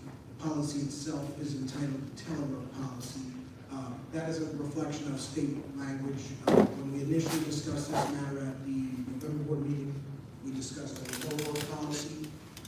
But upon research of other agencies, particularly civil service, whose policy served as the model for this policy, state law and civil service rules use the term telework. So the reason I've titled it the telework policy, and I'm proposing it as the telework policy, is just to keep us in alignment with civil service and other state agencies. So I just wanted to clarify that difference in language between the agenda and the policy here. As to the appointing authority is always delegable, meaning that an appointing authority for any state agency may delegate that appointing authority. So here, delegation is going to be throughout this policy. So the appointing authority, I suspect, after spending some time with Dr. Martin, that he and Ms. Granier will work on that initial part, identifying what positions here are eligible for telework.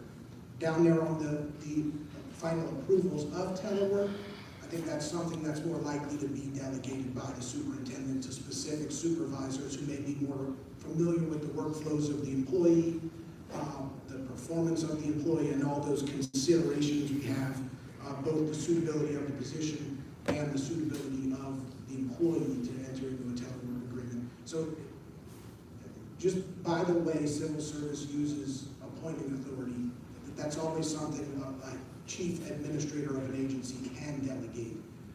Historically, that's resided with the superintendent here, and I would expect that to remain. But the intent of having a delegation specifically laid out down in the specific request for telework is so that the superintendent doesn't have to process every one of those, and that supervisors, if the the superintendent would prefer could be delegated that responsibility to make specific decisions about employees in their department or division.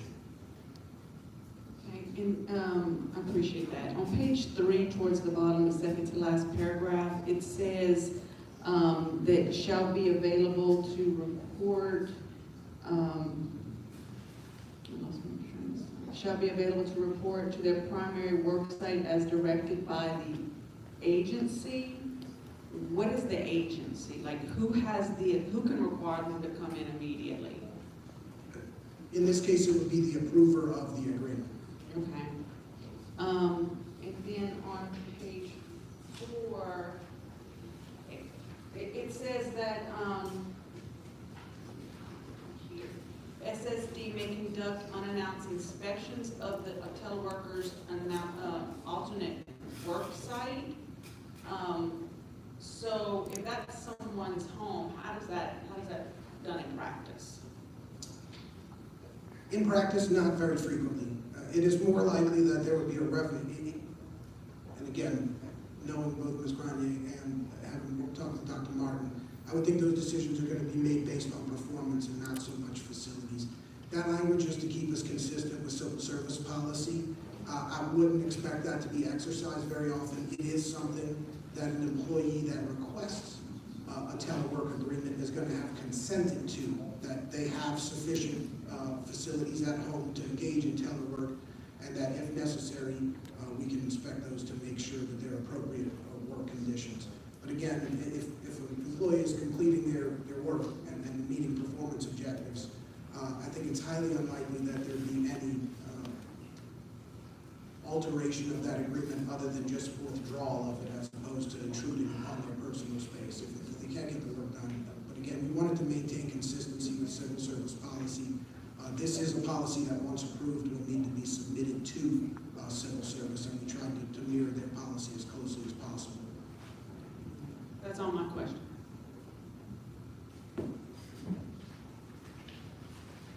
Any other board questions on that policy?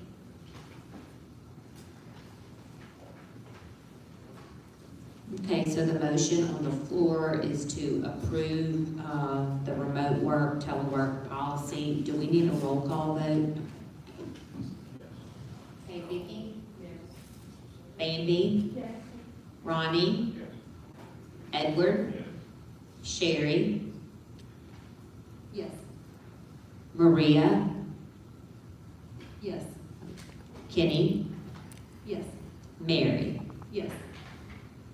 So the motion passes. We will move to the second policy. Policy is the American Disabilities Act. It was approved at the previous meeting, correct?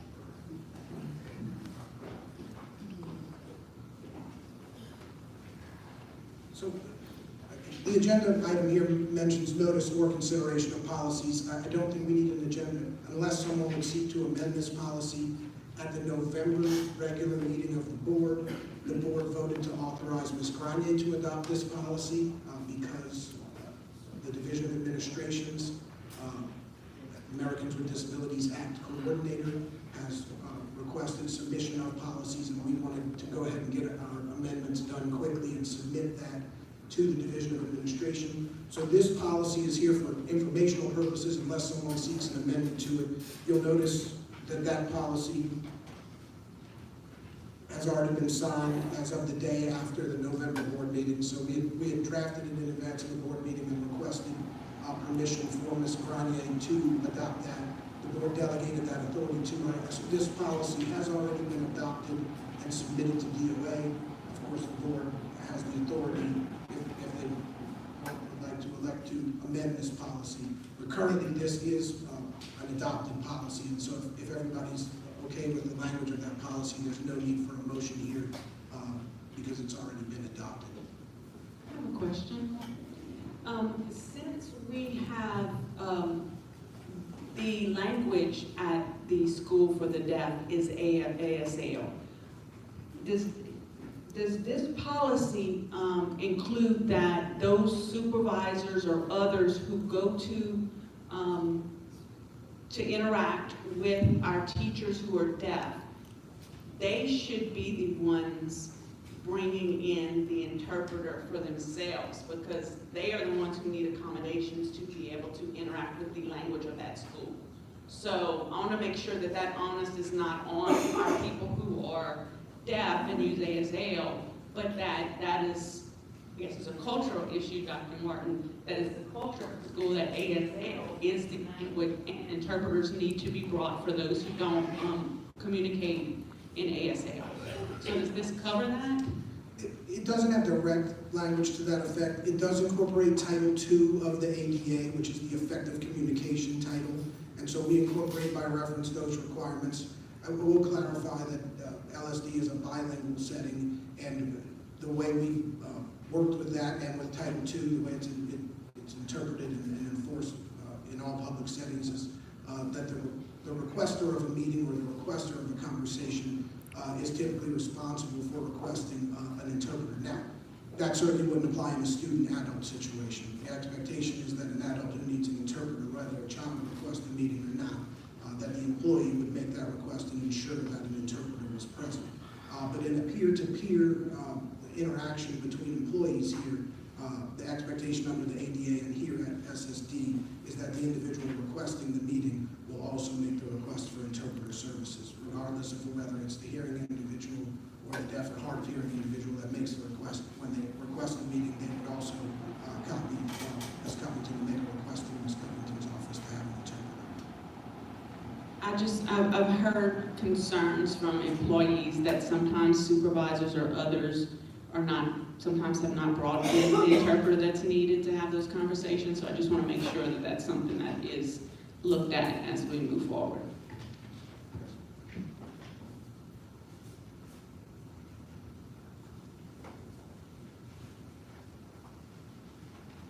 Okay, thank you. We will go to the next consideration. Video monitoring of school property. Okay, a motion to receive that policy. Ronnie, a second.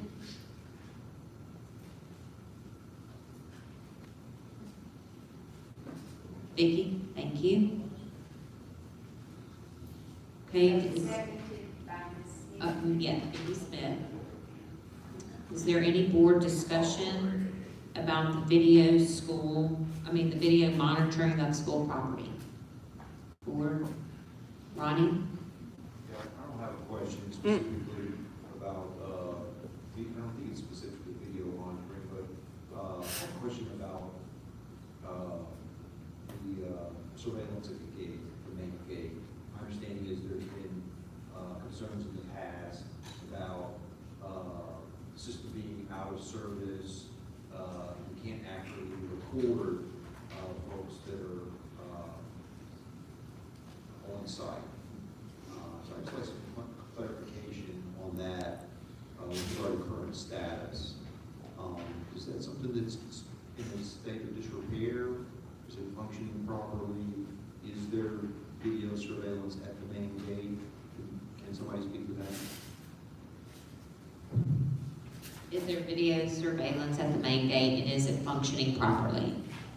And are we able to electronically record individual attendance at the site accurately? Well, and if I could add to that, just in addition to that, if we're talking about video monitoring on other parts of the campus, are we talking about hiring individuals to actively monitor all of those cameras that are going, or just cameras that are to be continuously recording without any active monitoring? I'm not sure if that was clear.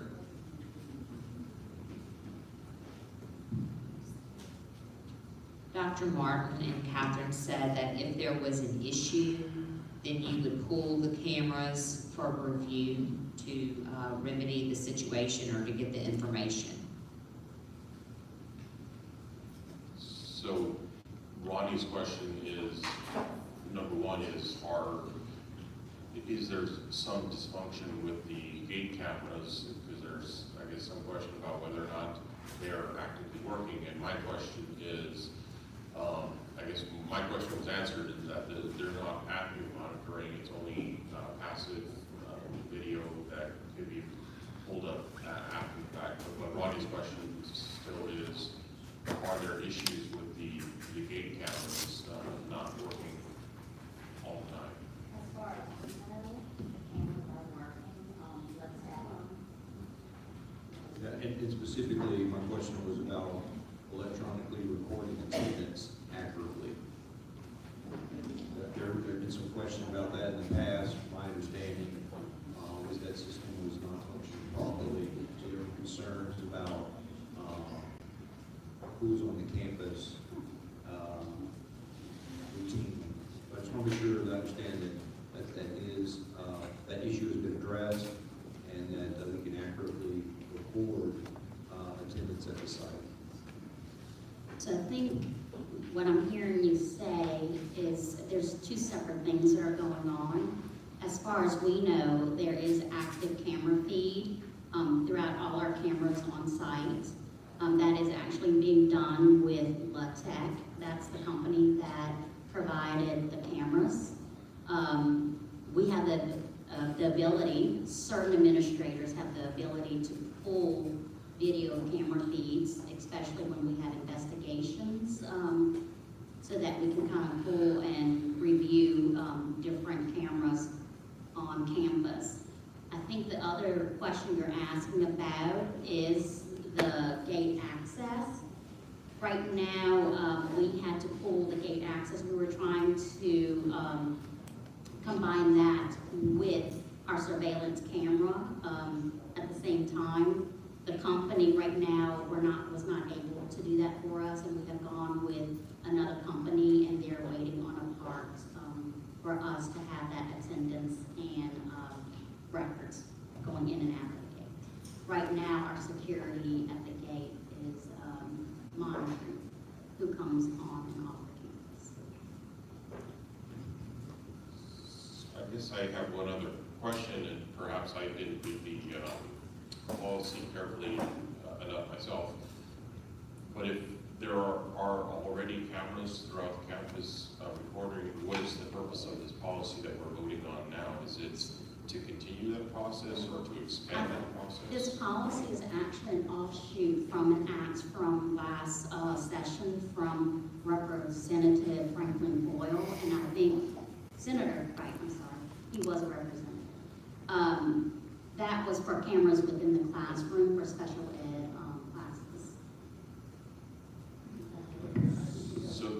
So what we're voting on here is to increase the number of cameras to be inside of the classroom in addition to what's outside of the buildings? Is that what we're voting on? Dr. Bell, this is Tom Neri. There is no active plan to expand our video monitoring program. We've already got cameras throughout the campus in common areas and buildings, on breezeways, and some external cameras. So the purpose of this policy is twofold. In the 2021 legislative year, the legislature adopted a new statute concerning the placement of cameras in certain classrooms in which students with disabilities are served.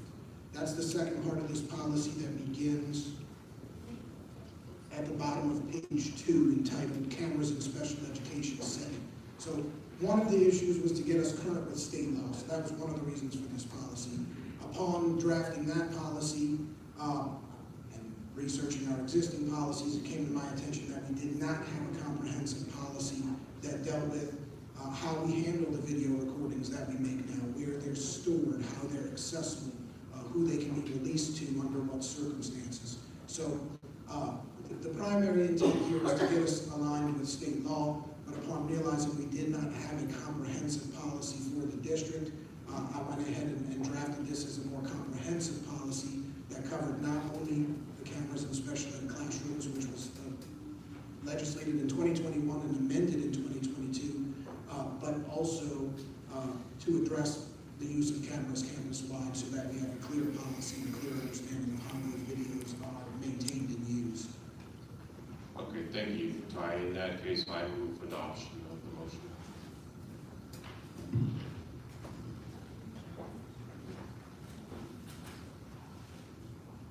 I have a question. If you look at page 3, number 7 and 8. It says procedures for approval or disapproval or request for the operation of the cameras in the classroom. Where is that list of the procedures? Upon adoption of this policy, that will be our responsibility as a district to establish those policies and procedures. And I will consider your question here. Have you developed procedures already? We have not. I understand. The policy here includes a delegation to us to do that, and I will consider your question here now a request for us to inform you of those when we do get them adopted. So we will share those with the board upon adoption and development of those procedures. Yes, and then we can add it to this policy. I have a question. So we are out of compliance with state law, because state law, we're supposed to have those policies done within 60 days of receiving the funding, which the district should have received the funding well before the end of the year, no later than January 15th of this year. Correct? That's an issue with the legislation. No funding, it's a reimbursement program. No, LDE gave out the money to each district. This district should have received it. All right, I'm not aware at this point of whether or not that money has been received, but we have received no request for the inclusion of a camera from qualifying individuals. Well, we don't have the procedure, so how can a parent request it if we haven't even set up the procedures? Agreed, and so we're remedying that today. We were supposed to adopt cameras in classrooms back in 2021 following the 2021 school year, and it did not happen then. It came to our attention upon the 2022 amendments, and we're rectifying that today. But I just want to clarify, the money was received, because every school district should have received that funding. I don't know that they're considered a school district, they're considered a state agency, so they may not have received the money for that. I did not receive the money for me because I'm a state agency, but the agency I represent, allowed us to do that if we wanted to. So you're not a school district, correct? Right, so upon request of the reimbursable funds, we only received $6,000 out of that $1.8 million that was within the fiscal year method. So we have not installed any cameras within the classrooms, and we have not received any requests.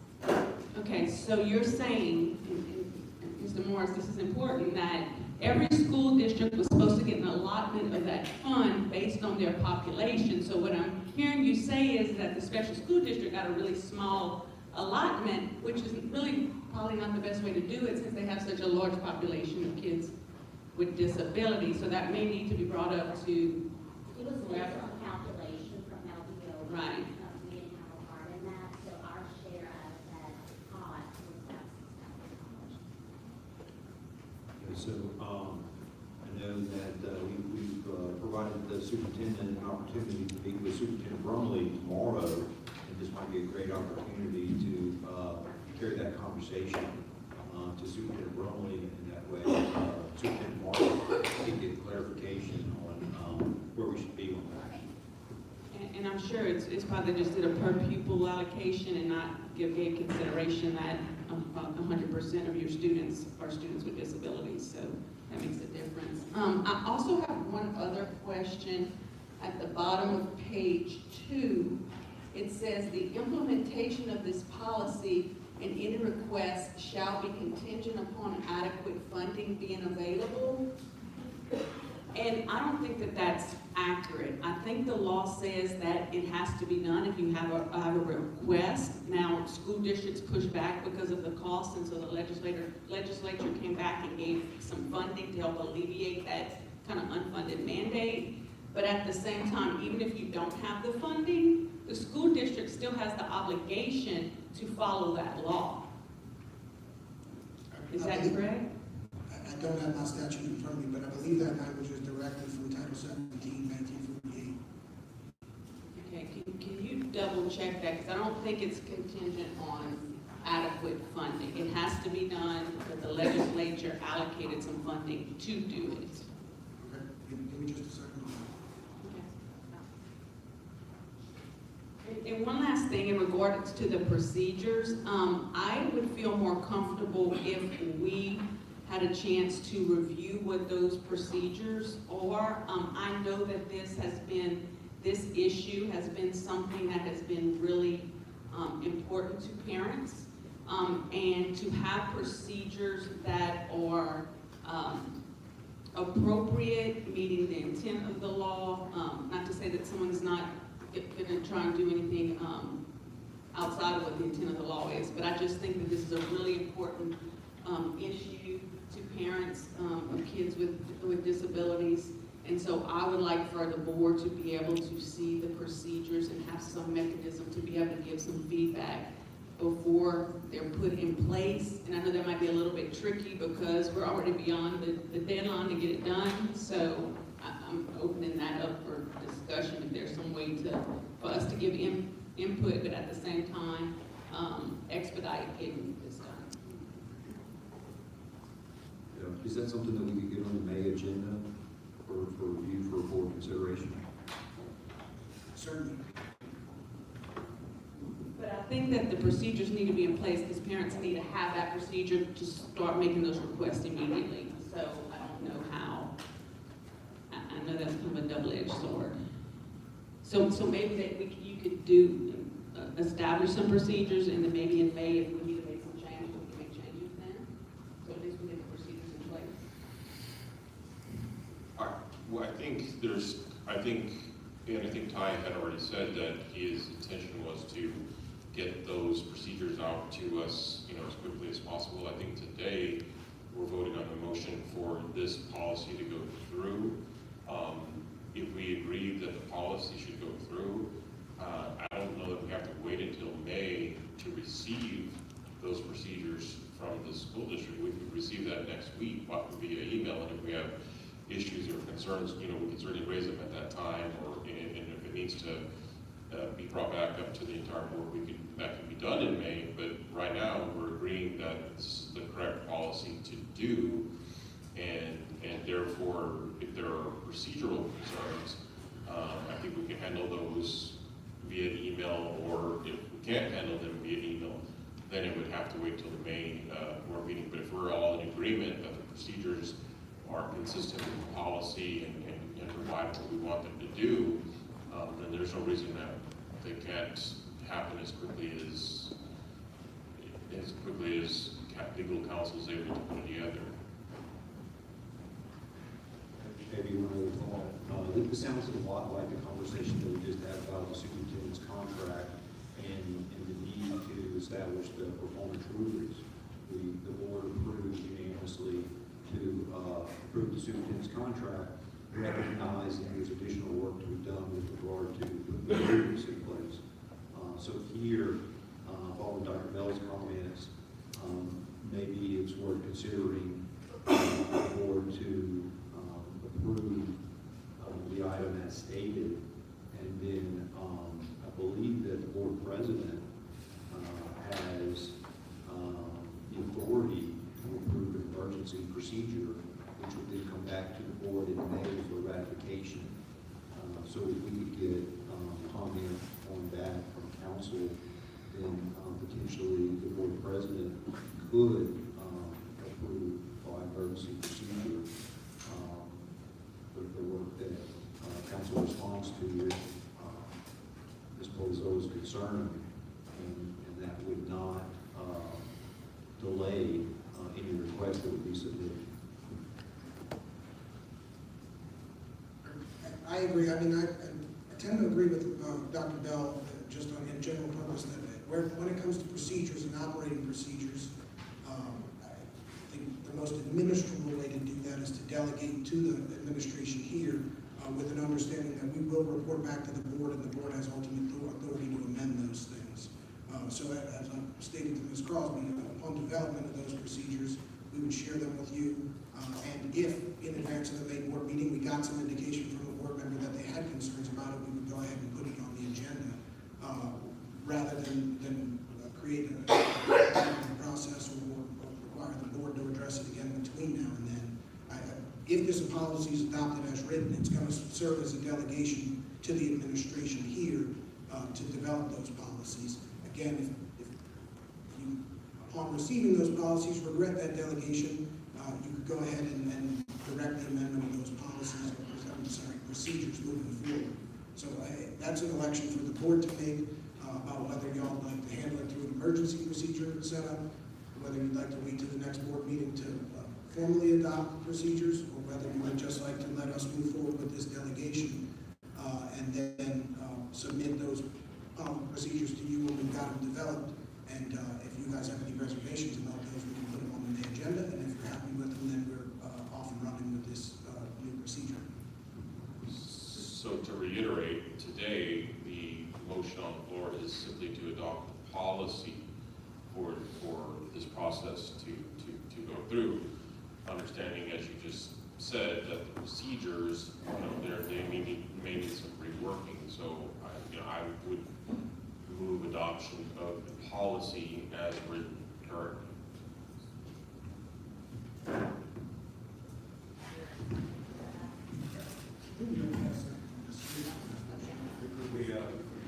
With the expectation that policy procedure development will be expedited. Okay, I'll take a roll call vote on that. Excuse me. Yep. The motion was made by Dr. Bill, seconded by Vicki? Okay, we're gonna take a roll call vote for the item that is on the floor. Vicki? Yes. Amy? Yes. Ronnie? Yes. Edward? Yes. Sherry? Yes.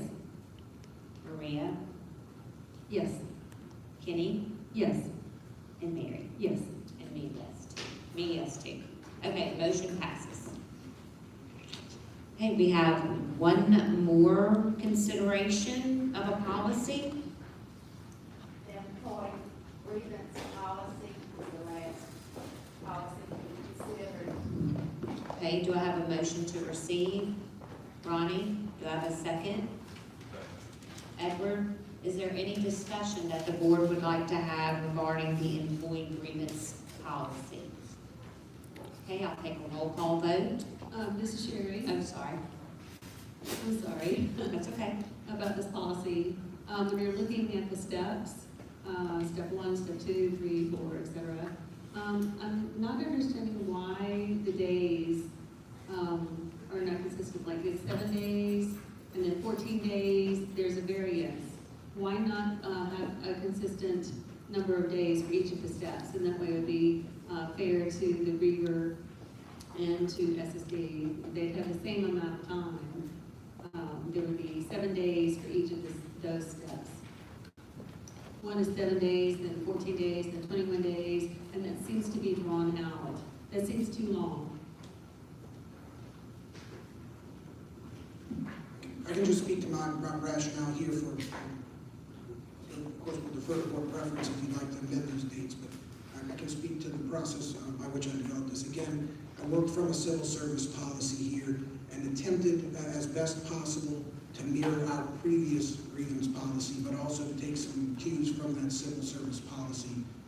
The hope is that our grievance process doesn't extend past step 1, but this is a recognition of the fact that as a grievance moves up through the levels, it becomes more removed from the situation where the grievance is held and allows those higher level administrators some additional time to gather records. It becomes a more formal process as it moves up the chain. So the intent is to give higher ranking individuals who are addressing the grievance sufficient time to come up to speed on it. Again, the presumption is that with step 1, you're talking to your direct supervisor about a grievance you've got. Generally, that direct supervisor is going to have an understanding of the context of the grievance, the individuals involved, and the policies and procedures that apply there. As it moves up to a next level reviewer, they might not be quite so well versed in the specific context of an employee's grievance, the policies and procedures applying, and it's just to make sure that they have sufficient time to review it and issue their finding.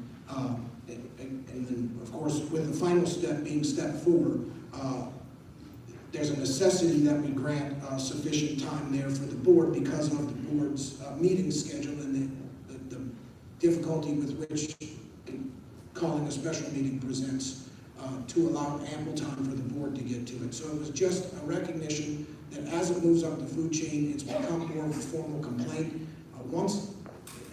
It's the reality of these grievance processes is that once it gets past step one, it hasn't been addressed at the lowest level, and it's not going to be a quick fix at that point. We're into a more formalized process, and we want to make sure we give appropriate time for the people considering it to be deliberative in making their decision. I don't expect that those timelines would be exhausted routinely, but in the event that additional research was needed or additional data needed to be collected or people needed to be interviewed, we want to allow sufficient time for those people, and we don't want to create a situation where the superintendent is stuck with a grievance where he needs to get a lot of background information or she needs to get a lot of background information and only has 7 days to do it. Same goes for the board. So it's unfortunate that if somebody can't resolve it with their supervisor, speed is kind of out of the window at that point, and we got to trade off between speed and thoroughness of the process. And so this is my take on something that balances the need to resolve these things quickly, but the need to resolve these things comprehensively also. And so that's the balance I tried to strike in identifying these time frames. Okay, another question for you. I know there's a timeline for the griever to fill out the paperwork, but then for the other side, whoever is reviewing the grievance that's been filed, reviewing the paperwork, do they follow any timeline? If they fail to follow the timeline, then the grievance should be waived, or, I mean, how does that work if the SSD office is not following the timelines, if they miss those timelines?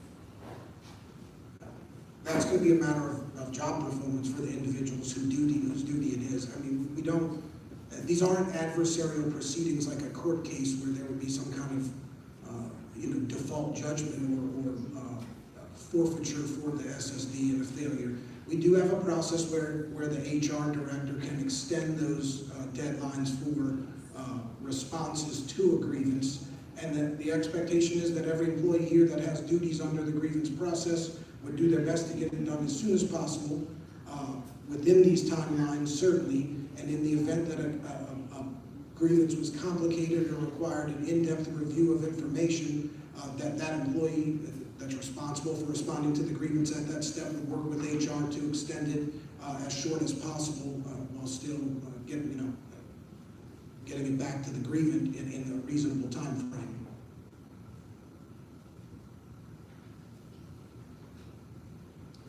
Okay, so this does not give the person who is filing the grievance, doesn't give them time to testify. That's not included. To give their side of the story beyond the paperwork, they should be able to do that.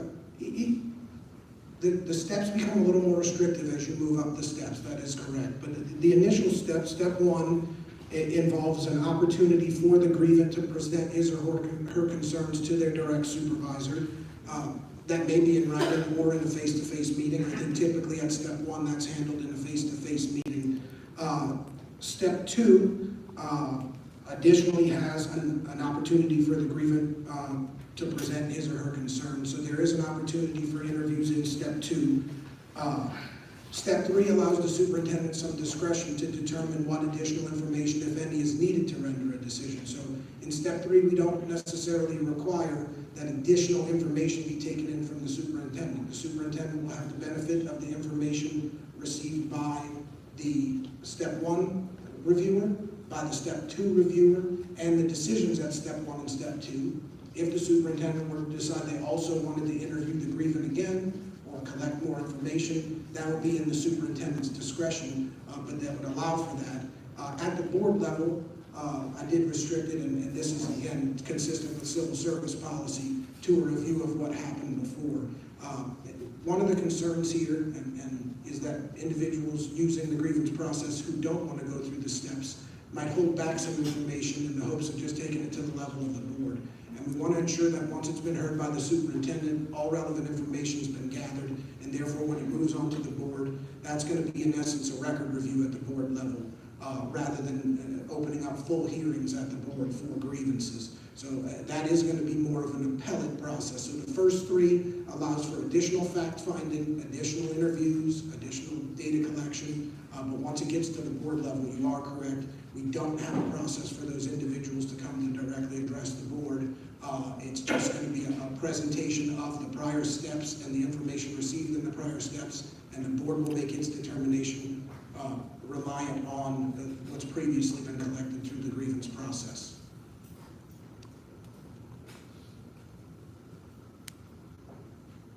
I have a question. On page 3, number 3, it says the grievant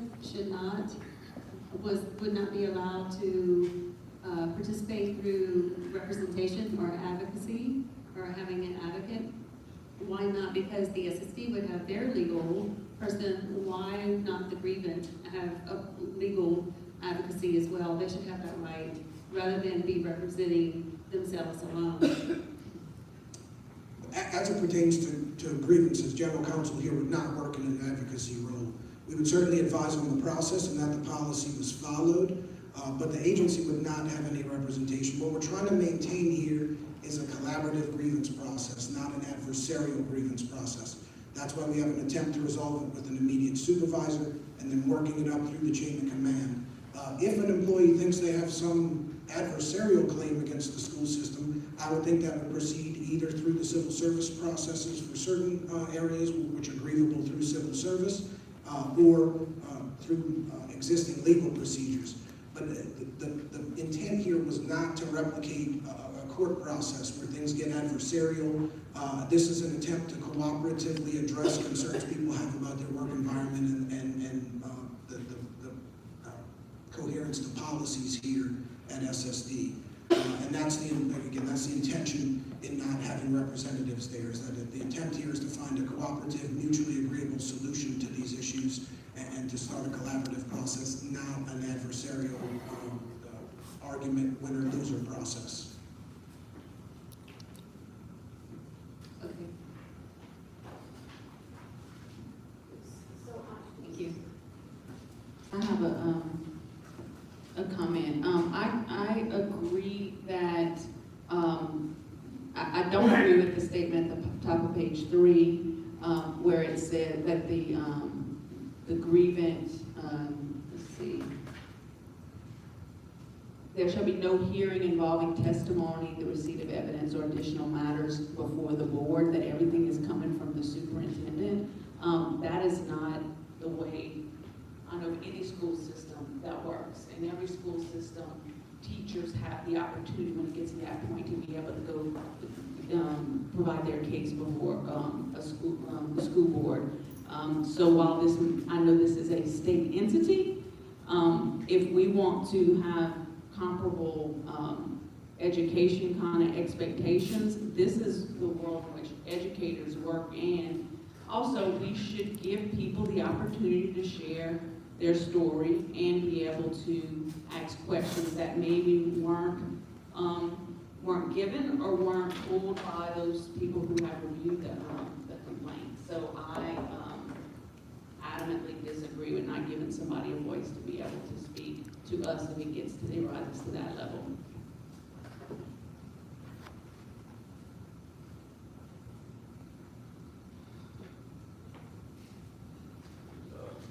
Does council have any feedback on those comments? I'll just reiterate what I stated to Ms. Crosby, which is at that point when it got to the board, there would have been at a minimum 2 opportunities, most likely 3 opportunities for that individual to have presented evidence and presented any arguments they wanted to in advancing their grievance. It's also an effort to reflect the role of the board, in that the board has but one single employee employee, and that is the superintendent.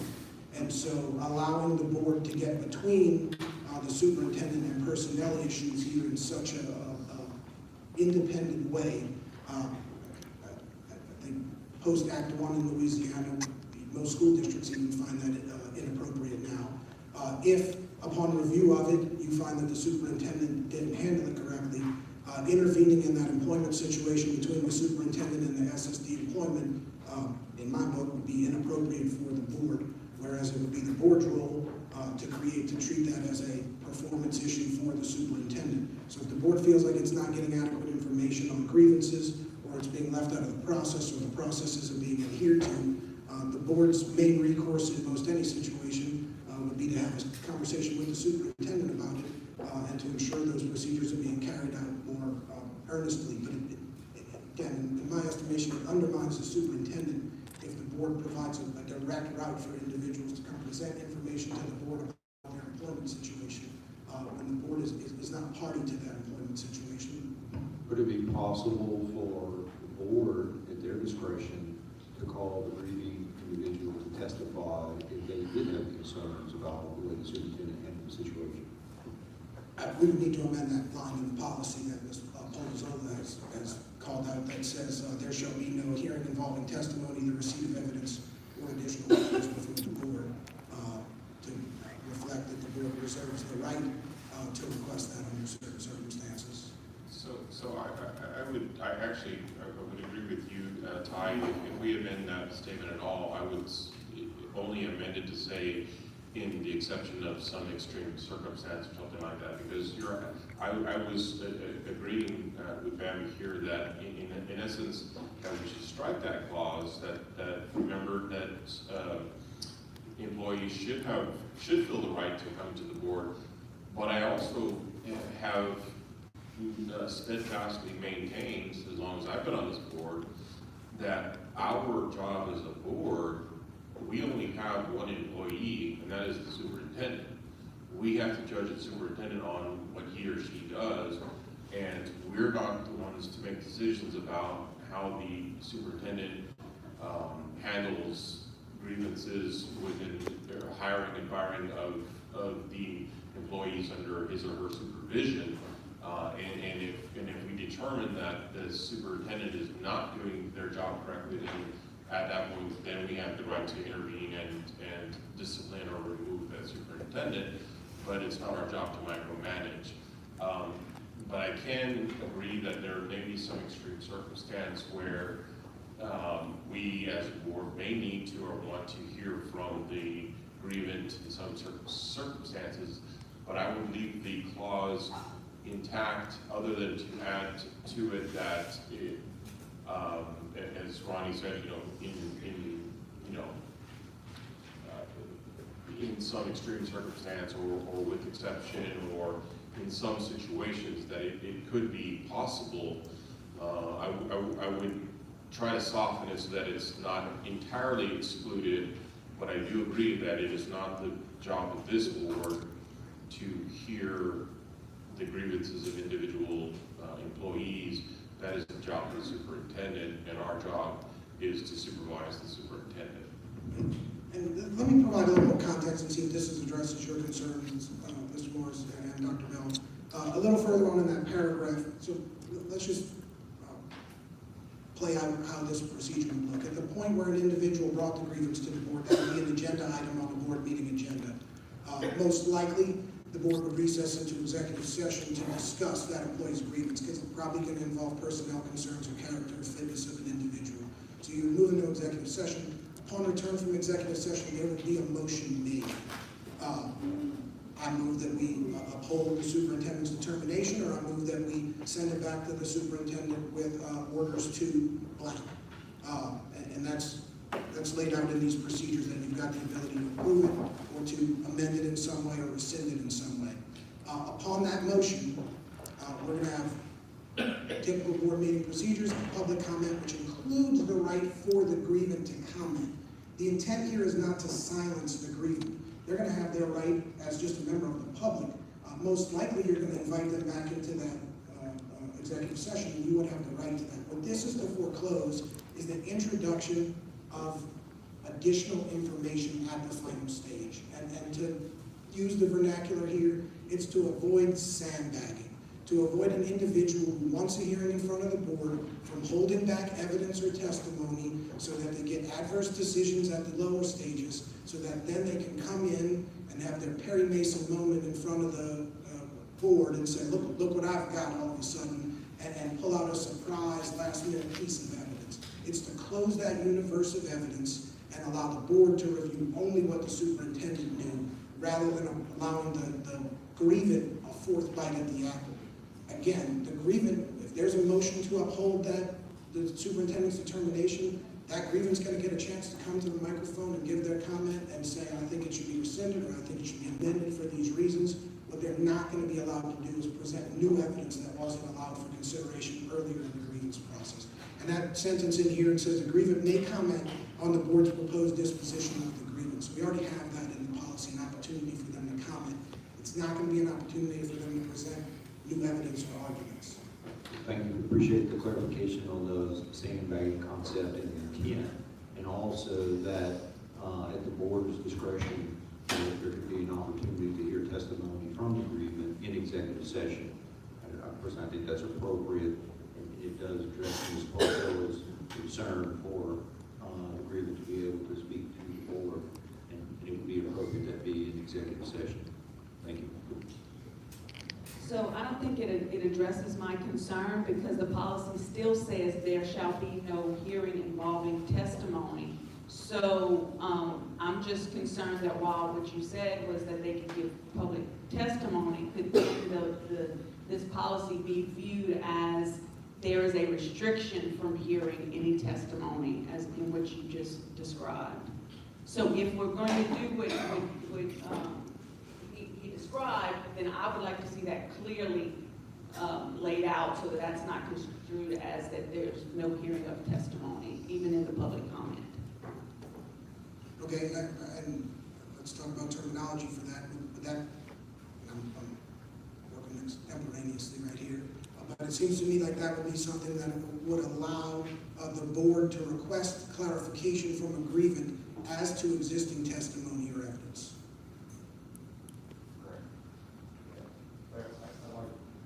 I like to see the language reflect that this is an HR issue, and an HR issue should consider individual privacy, and those kind of conversations should be conducted in executive session. Okay, so the addition of a sentence that says the board may, at its discretion, elicit clarification or additional comment from the grievant as it pertains to existing evidence or testimony. I'm not sure we would always be eligible for executive session. Because that would be the discussion section of the motion. Right, depending on the nature of the grievance, if it's not about the character or fitness of a particular individual, there's a chance that it would have to be a conversation held in public session, depending on the nature of the grievance. But if somebody just stated they weren't being allowed access to the gate, there would be no need to recess into executive session there, and that's when, again, we were talking about the professional character or fitness of an employee. So I appreciate Dr. Bell's comment with regard to respecting the governance of the board and the relationship with the superintendent. Also appreciate your comments about potential grandstanding, sandbagging or whatever. I think that's appropriate to recognize that concern. And then the third thing, as Ms. Porcello has brought to the table, is making sure the individual does have, appropriate opportunity to bring their case to the board if the board so merited, there's a need. I'm not sure how we address all three of those, but I think those are the three sensitivities that have been brought to the table. Because we don't have an agreement and it's just not open meeting and back and forth is not really conducive to working out specific policy language, then I would advise that the board go ahead and adopt the policy today and delegate to the acting superintendent the ability to sign off on this policy with amended language, taking into account the comments that I've heard today, We will go ahead and adopt a policy subsequent to this meeting. I will make amendments that reflect these comments without committing to specific language now. We'll submit that to the board, and if there's a request between now and May, we'll put it, now in May, we'll put it back on the May agenda. But in the interim, our current policy, the final step is to present it to Dr. Brumley.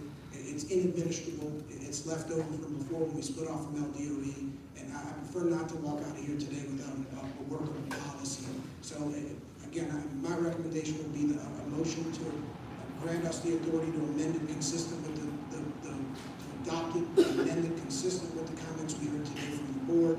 We will address that step 4 review language. I think I've got a good understanding of what y'all are looking for.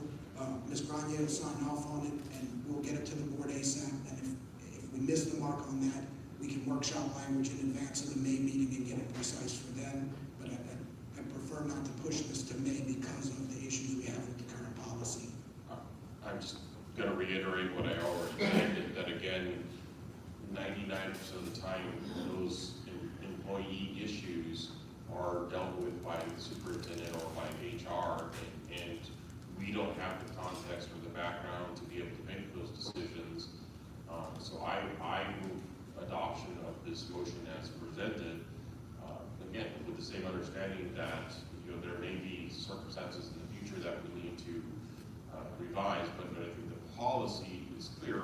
Our job as a board is to supervise the superintendent. So I move adoption of the policy.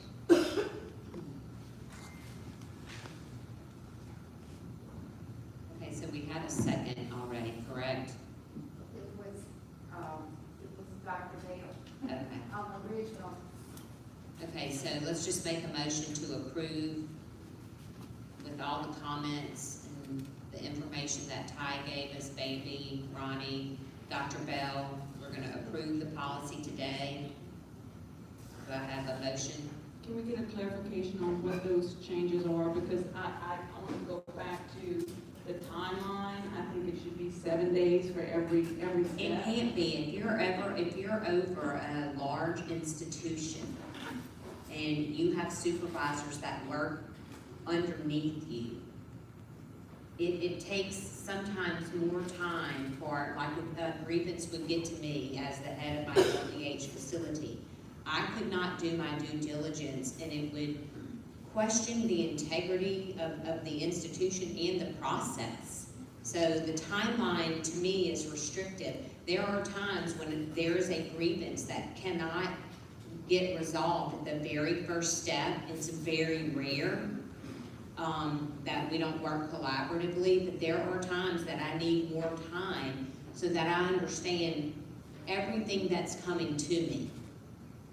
So I think that this policy needs to reflect what's typically in our traditional public schools, because we have to be able to compete for those same employees. And if teachers feel like they don't have a grievance with a policy that's going to be supportive of them, then we're going to lose those teachers. I think the policy is very supportive. I think it gives everybody ample time to truly understand what is at the core and how it could not be resolved from a supervisor to an employee. Once you go beyond that step, there are depths that a supervisor has to go to understand.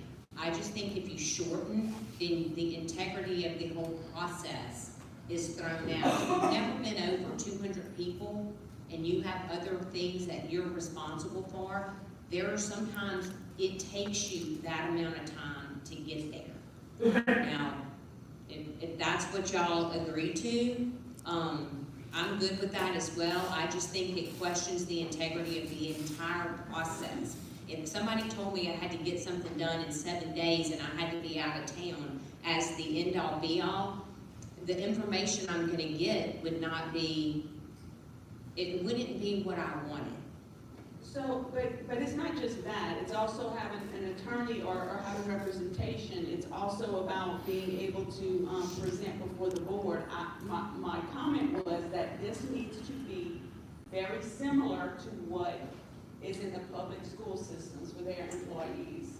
that if we can go to that and we see that the public school systems, this is the timeline, then I'm okay with that. If we see that public school teachers or employees can't have representation with them, or they can't speak before the board, then I'm okay with that. But I think we need to mirror what is in the traditional public schools, because we are competing for those same staff and employees. And also, we should have the respect of giving them this process. Which, in all due respect, it was not done at the November 1st. This board showed that it wasn't doing its due diligence at the November meeting based on the comments I made at the beginning in regards to that, the minutes. And so I'm very concerned that our employees are not getting the due diligence and the process that they need whenever they have grievance. So I cannot support this at this time. So do we go ahead and motion and take a vote? Also, this is Sherry. Yeah. This is Sherry. I have another question for you. What happens if the grievance has filed a grievance against the superintendent? Then who is going to review that? Would that be the SSD board? Yes. Yes, it would be. And does it say that in there? Does that have that allowed here in this policy? Well, that, The specific steps to handle this grievance on the board level against the superintendent?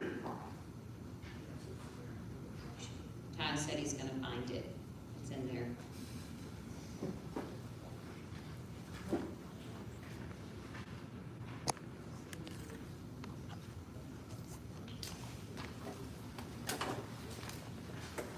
So it's on page 204 up near the top. It's listed as a note there. It says, a step in the grievance process may be bypassed if the grievance concerns a decision or action by supervisory personnel within the grievance chain of command. I'm getting hungry. I'm going to start that over. A step in the grievance process may be bypassed if the grievance concerns a decision or action by supervisory personnel within the grievance chain of command, and the supervisory personnel cannot be expected to address the grievance in an unbiased manner. The decision to bypass shall be made by the Human Resources Director and shall not be subject to appeal. Additionally, grievances by the same employee or on the same issues may be consolidated for review. So the HR Director, who's kind of the facilitator of the grievance process throughout this, has the discretion to allow a grievant to skip steps if it's believed that they are a supervisor or their supervisor, or the superintendent, if the superintendent is implicated, can't be trusted to give an unbiased decision. I think that's pretty clear, but it might be worth adding to that clause that if the grievance is directly toward the superintendent, that the board is the the point of contact, because that is a good point. If it is the superintendent, and the superintendent is in charge of over HR and everybody else, then who allows that process to go? We're the ones who oversee the superintendent. So if the grievance is directly against the superintendent, we're the place that they need to go to. So I do think we probably could clarify that a little bit. I tend to agree that if the subject of the grievance is the superintendent, that's most likely going to come straight to the board. What I worry about is not making that a deliberative process that resides with somebody. We can't allow the grievance to decide who they're grieving against, in essence. They'll provide a grievance that certain policies or procedures have been violated, that it affected them in a certain way. But somebody here has to evaluate and determine if the existing process is suitable for the resolution of that. And an individual who's got a problem with the maintenance routine in their office, or the custodial routine in their office, could allege that it was the superintendent's failure to adequately supervise the operations that led to this failure of their office to be vacuumed regularly. And we're not going to be able to defer to the grievant as to whether or not that's reasonably something that should go directly to the board. And that's why typically, in my experience across state government, HR directors are fairly independent actors who have their certain regulations and rules to comply with.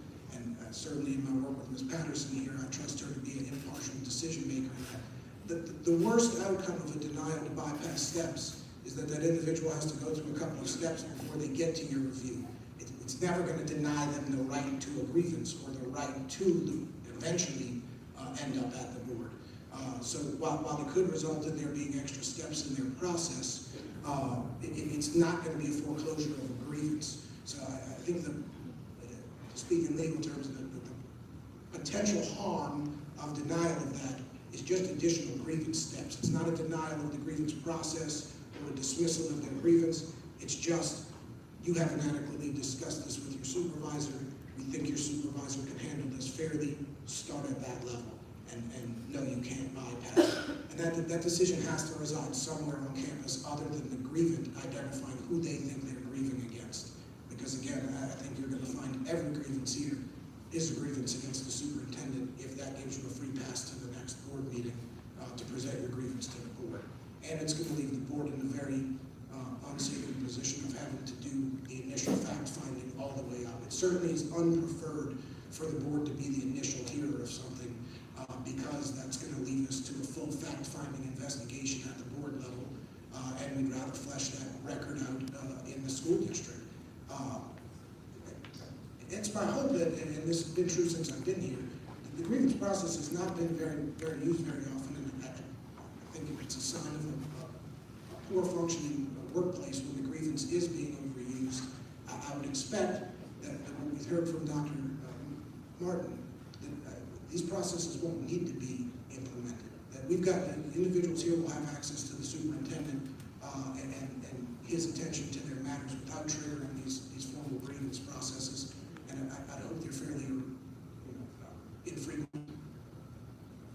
I appreciate the comments that you made so far with efforts to standardize these processes with civil service requirements and so forth, so that we're consistent throughout the state. Ms. Bozola raised the concern about this process potentially being different than what traditional public school teachers are governed by. Has anybody looked at that? I mean, is there any difference or any significant difference between this process and the process that is used in traditional public schools? Yes. No further off from those policies as they are from each other. There's really no standardization across school districts. They do, many of them allow for representation in front of the board, but I think that's a reflection of most defaulted now collective bargaining agreements that simply haven't been remediated in school policies. But for the most part, especially post-Act 1, 2012, boards have tried their best at the school district level to stay out of these types of personnel affairs. It's gotten some of our school districts in trouble where they have gotten between issues between the superintendent and supervisees of the superintendent, later attempted to discipline or terminate the superintendent, and the superintendent made allegations that the board had interfered in personnel decisions and was now seeking to discipline them for that. And so we've seen some of that around Louisiana, so I think that's made boards a little more hesitant to get there. Because of the variability in school district policies, and because we kind of straddle the line between a city, parish, or other local school district and a state agency, I went and looked at both school, and this goes for all the policies adopted here. I've looked at both school district policies, and from my prior work with school districts, I'm very familiar with a number of school districts' policies. And I also looked at state agency policies. The state agency policies were pretty much consistent across the board based on the civil service grievance policy. Ours is nearly identical to the Louisiana Department of Health that Ms. Flynn was discussing earlier, and the Division of Administration, with the caveat that neither of those agencies, in fact, very few agencies, have boards. And I would ask you, Mr. Morris, have you ever heard a grievance from an LDOE employee at a BESI board meeting? No, not. It's pretty standard in the state agency, whether it's board governed or not. that again, the chief executive of that agency resolves those things. If that bubbles up to be a performance concern for that head of the agency, then that's something that would be brought to board concern. But I'm just trying to avoid potential for abuse here, and as we move into a new era of leadership here, to ask for some latitude for our new superintendent to handle things internally with board oversight, restricted to that oversight that's laid out in his contract, and him to be held responsible. If this is a concern that, and it is, based on the length of this conversation here, a concern that those grievances could be a source of problems down the road, that's certainly something we can include in the performance objectives of the superintendent's contract. That grievances will be resolved as soon as possible and within the timelines, and that we will report to you annually on the number of grievances we received, the level at which they were resolved, how many days it took to resolve them, what the outcome was, and that would allow you all to adequately assess the superintendent and our administrative staff's ability to handle those things. And we just kind of, I think you'll be hearing me singing the song a lot over the next few board meetings as we prepare for a permanent superintendent. I'm going to be pushing for space for the superintendent to do his job with appropriate board oversight rather than getting down into the weeds of very seasoned administrators' attempts to put in place policies and procedures that worked here. Thank you. Can we have our board attorneys address this, please?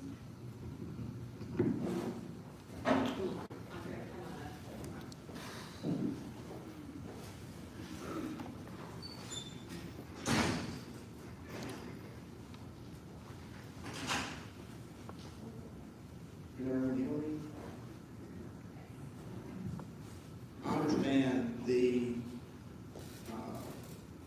issues of concern. And looking at on page 3, where it says, basically it's saying the board will not have the right to ever have or hear any evidence. I think that's wrong. I think you could say, except upon special motion and approval by the board, comma, there shall be no hearing involving testimony, et cetera, et cetera. That way you're not drugging the weeds. You can invite yourself to go in the ditch if you need to, right? But you're not dragging it every time. And you need and should have the discretionary authority to, if necessary, you'll never, but if necessary, to review a decision. If it is a claim directly against the superintendent, as written, you couldn't have a hearing on it. I don't know how that would take place as written. And maybe it's a linguistics thing, but as I'm reading the plain language, you couldn't do that. And I agree with Ms. Polizzola that there needs to be some avenue to do what this board is here to do. We mentioned earlier, there's one employee, the superintendent. We should and need to have the right to look at that. So I would propose to this board that we modify the language at the beginning of that sentence to say, except upon special motion and approval by the board, comma, there shall be no hearing involving testimony, et cetera, et cetera. You need that right, and you should reserve that right to yourself for the appropriate circumstance. I don't know about the decision to bypass being in one person that's under the control, or certainly in the hierarchical command of the superintendent making that call on bypassing. It almost could be a situation where it seems self-evident, really, that if you're making a claim higher up the hierarchical chain, that it would be redundant or stupid to try to go below that chain. Shouldn't you start at the top where the issue is? I don't know how we massage that or work around that with a specific language, but the point is acknowledged, and it may need to be tweaked going forward. My only other comment has to do with the lack of representation. I'm not comfortable telling you to take that route, i.e. prohibit all representation. I know in regular school boards, I've represented teachers and other people at school boards when necessary. And there could also be a problem with ADA accommodations. Somebody needs help hearing or understanding, so they can't have a person there with them. As written, it says no representation, and maybe we could make a note and mark that to be tweaked as well. That's all the comments I have. I would agree with your two suggestions and move that those changes be made. One, that the board does maintain the right to, the way you stated it, that except for exceptional circumstances, the board does have the right to call, or review the witnesses or the grievance as necessary. And also, I do agree with striking the clause that says that no representation can be held. I would support those two changes.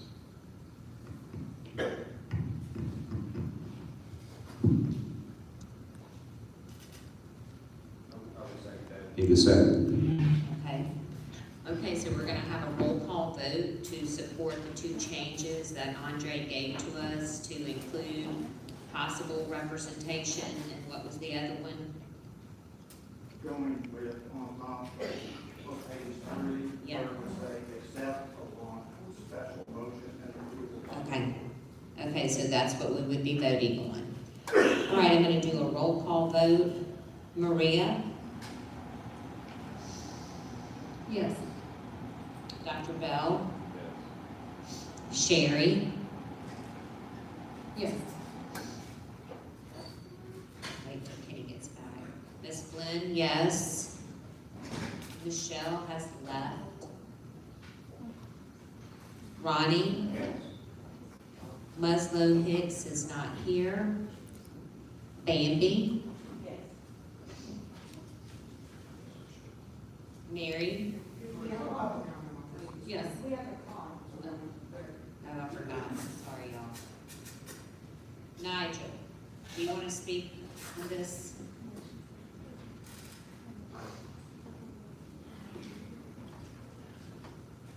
There's a 3-minute limit, is that correct?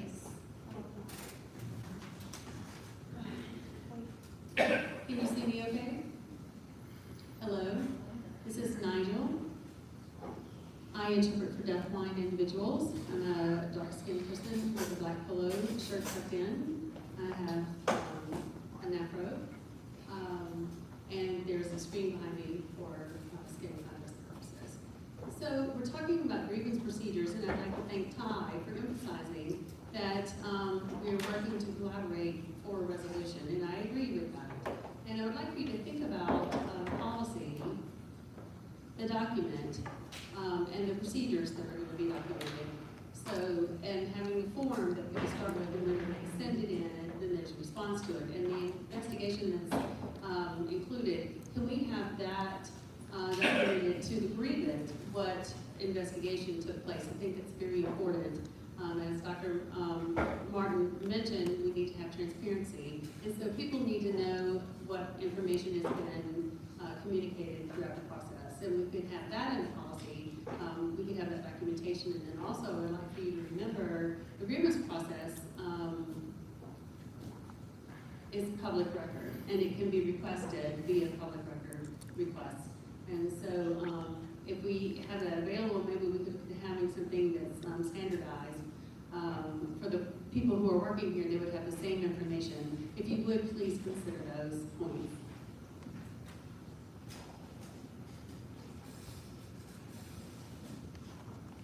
Thank you, Nigel. Okay, with Nigel's remarks, do we have any other board opinion? Okay. Just to be clear what Nigel said, in this policy, the grievant does have a right to all of his records. Is this a policy, or is that just normal Public record. public record, but if that's, I'm saying again what you're it's asking. not public record, because that would be, I mean, it's confidential, some of that could be with the employee. So I'm just, what I think he was saying was, does the grievant have access to all the records and all these responses? I don't think so, but where does that right come from, I guess is my question. Does the grievant have access to all of the records that would have been made going through the first step, the second step, the third step? Does the grievant have access to that? Anything relied on me.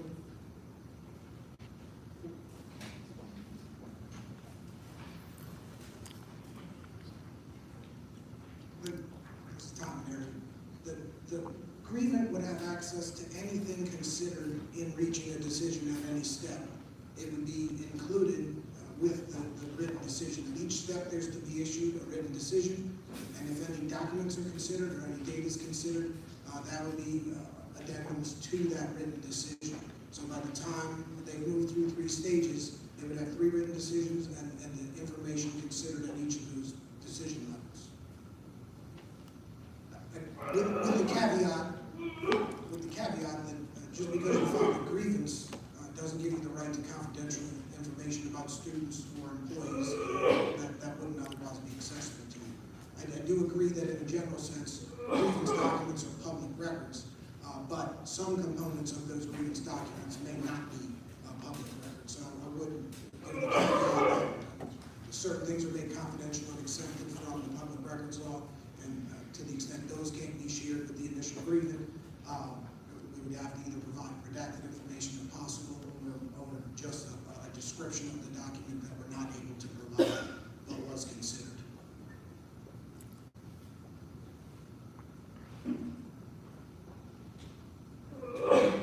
Okay, so we will start again with our vote. I know Kenny had to walk out, so if it's okay, I'll just go over it again.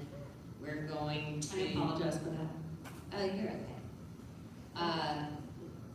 We are gonna take a vote to adopt the employee grievance with the modifications that have been given to us by Andre. So, Maria, Yes. Dr. Bell, Yes. Sherry, Is that the same motion as before? yes. We're just voting on it again? Yes. Yes. Okay, then yes. Kenny, Yes. Michelle Jones is not present. Ronnie, Yes. Ms. Muslow Hicks is not present. Bambi, Yes. Mary Smith, Yes. Vicki Smith, Yes. and myself, Christy Flynn, yes. The motion passes, so we will move on from the policies. Next agenda item, please. Acknowledgement of the LCD letter and plan moving forward. Okay, so at this time, the board wanted to recognize to LCD that we have received a letter, and we are going to be working closely with Dr. Martin to resolve any issues that he is not able to move forward with the LCD board on. We're in support of working with LCD so that we have a better understanding of the deaf community, and we want to work closely with Dr. Martin so that we have a united front, and we want him to know us and us to know him, so that when we move forward, we're united and we address all the issues that were in the letter. I think Dr. Martin has already made pretty great strides in the information that he's given y'all, an open door policy. It's gonna take him some time to get to understand certain items, but that he is willing to address all community stakeholders who have value to what the SSD does. So basically, this is just I need a motion to receive that the board recognizes the LCD letter and that we're gonna be working closely with Dr. Martin to move forward on the issues that were addressed in that letter. Move adoption of the motion. Okay, thank you. Do I have any? Yeah, I think there's a misunderstanding of the letter. The letter was made to us, not to the superintendent. It's not about the superintendent so much as understanding the concerns of the community. It's about the board understanding the concerns of the community. And they specifically asked to have a joint meeting. Responding, requesting a joint meeting with the SSD board. And so I think that we should try and at least set up a time to be able to meet with that or have some type of decision. Ronnie? But, well, in conversations I've had with council on this, my understanding is that there's an audit that's in process right now. Yes. And there are some legal considerations that we should take into account with regard to an audit in process that covers, I think, all of the items in the letter. So I'd like to get some words of wisdom from council members. Yeah, and I have let the board know that I've been in contact with the legislative auditors who are reviewing SSD. And one of the things that they took into account was the letter from SSD, and they were gonna review the items listed in that letter and be able to get back with us, hopefully by May, but they said the latest before the start of the new school year. And if you know anything about legislative audits, they're very tedious and they can last a long time. My facility, before the transfer from TOE to LDH, it was about a 9-month process, but we really came out of that process much stronger as we could really delve into the issues that we had and where they were stemming from and how to fix them.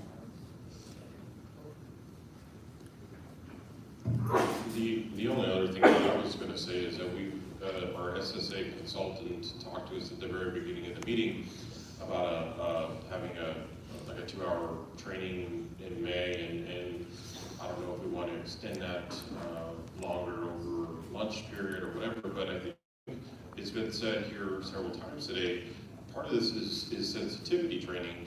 I don't think there's anyone in this room who doesn't care about the concerns of the LSD or the LCD. Or excuse me, the LCD, yes. And I think, we want to get to know them, their concerns, and what we as a board can do to help them.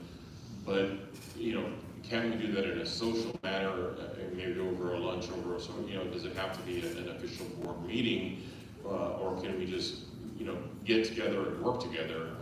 I don't know that this has to be a confrontational or adversarial meeting, is I guess my point. Ronnie? Yeah, just to add Dr. Bell's comments, in addition to any concerns that we might have because of all that is in process, I think the board would be better advised as well. If the board, had audit results in hand, the board would be better prepared, better informed, to make an intelligent decision regarding any specific concerns here.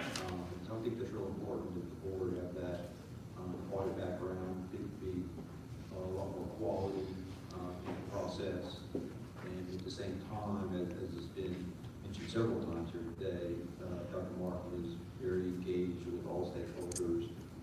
I think got specific meetings scheduled in his visit today to address some of these concerns. So I think he is being responsive, I think appropriately responsive. I acknowledge him for that effort, and appreciate the fact that the board is trusting Dr. Martin to take that leadership role. So those are my thoughts. Is there any other board comment? The attorneys want to weigh in on, this was just a motion to receive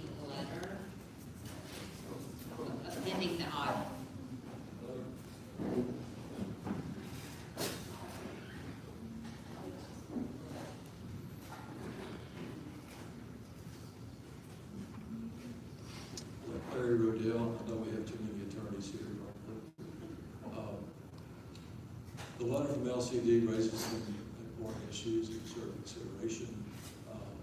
The legal team tends to agree with what Mr. Morris just stated. The issues are under consideration, perhaps studying by the audit. It would seem to be a bit premature to set a joint meeting at this time until this board is armed with the results and the opinions of the audit. So that's kind of where we stand as the attorneys. Thanks.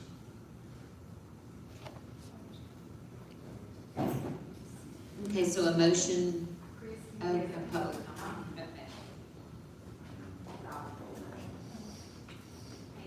Jay? Yeah, I'm not sure there's an opportunity for public comment if there's not a motion on the floor for the vote. Did I get that right? Yes, I did. Well, I made a motion to receive the letter. So the motion, I'll second the motion, then there can be discussion. Okay. Christie, excuse me, Dr. McBell made the initial motion to receive, so, and then we can be in a second. Someone else will need a second.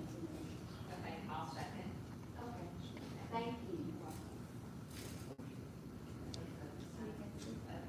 Jay?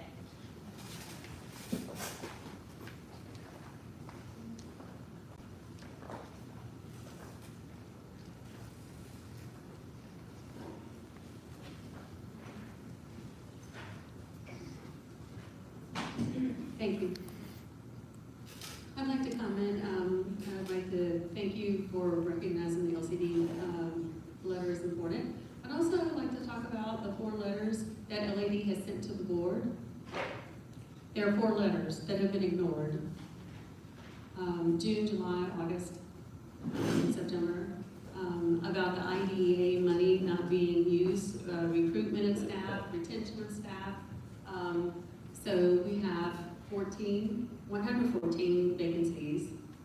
That is a concern because the deaf ecosystem is very important. It's a school for the deaf and acts as an ecosystem for the deaf community, for the opportunities that are available here on the campus. There's only the one. What other opportunities are there for deaf professionals? So Dr. Martin, I want you to really look at the funding, the IDA funding, to make sure that it is used for staff recruitment, retention, raises. Morale is very low, and the staff are feeling like crap. They're not feeling respected. It's very important to look at that, and I'm hoping that the board will look at the LAD's letter once again and realize and consider and respond to LAD. LAD is fighting for the LSD students. The LSD students have been here for over 100 years. We're feeling as an organization that we are not being respected. So we would like to work together for the best of the students. It's not about a battle between the adults. It's about the kids. It's about our future. I appreciate the time. Thank you, Jay, and I think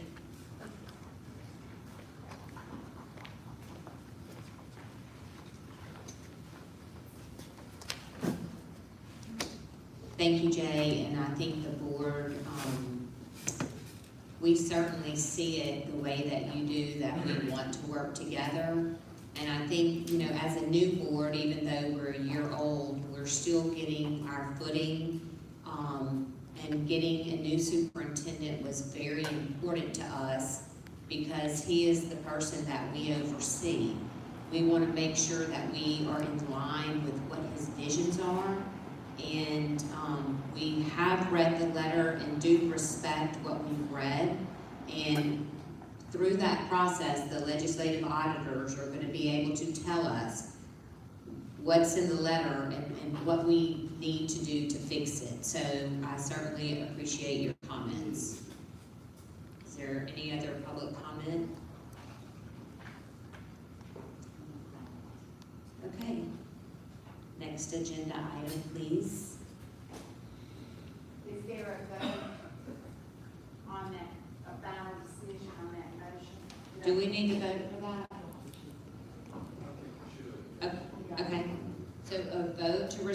letter from the Louisiana Commission for the Deaf, and I will go ahead and just do a roll call. Maria? It's not clear to me what we're voting for. Can I get some clarification on the motion? Motion to receive the letter that the LCD board sent to the SSD board.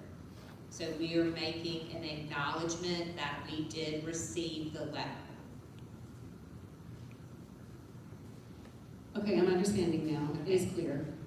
So we would just vote yes, that you agree that we received the letter, or no, that you don't. Yes. Okay, thank you. Maria, Dr. Bell? Yes. Sherry? Yes. Kenny? Yes. Ms. Jones is not here. Ronnie? Yes. Ms. Muslow Hicks is not here. Bambi? Yes. Mary? Yes. Vicky? Yes. And Christie, yes. Okay. So we're gonna move on to the last item on our agenda. And that's gonna be the personnel report. Ms. Santa is here to give us the information.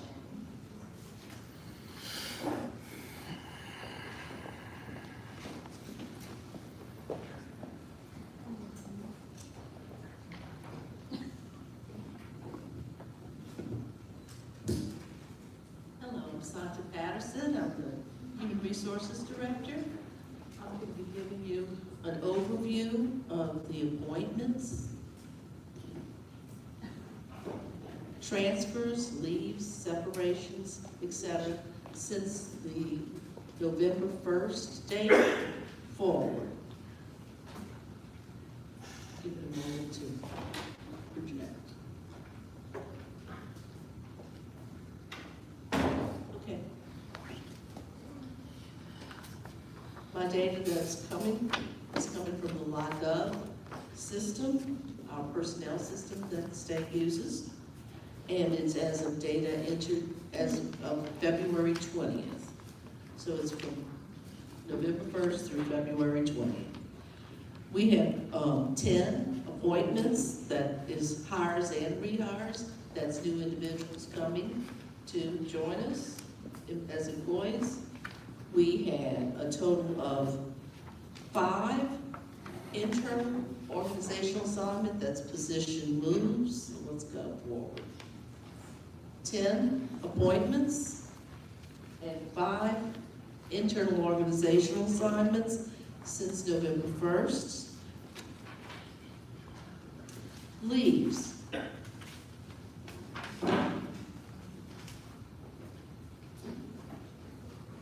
During the November period forward, we had 4 employees on extended sick leave. We had no sabbaticals, 4 employees on extended sick leave.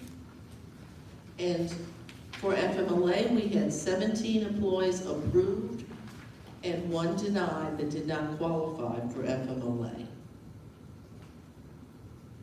Also during this period, we had 6 new employee workers' compensation incidents reported. We had 1 transfer out to another state agency. Now, our separation actions, we had, in LOCGov, they combined separations along with retirements, because that's a type of separation. We had 12 total separations and 2 retirements. And then we have 1 retirement that's effective this week that's not shown in the report, but I included it because I knew I had been notified and it is effective.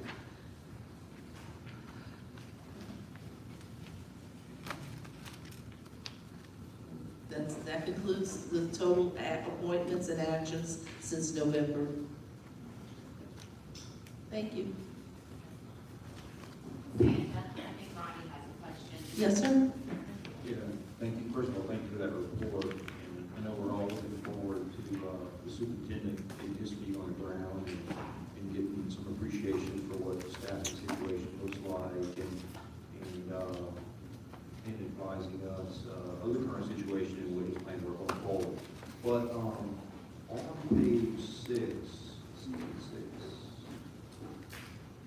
on page 6, I noticed that there were 6 injuries.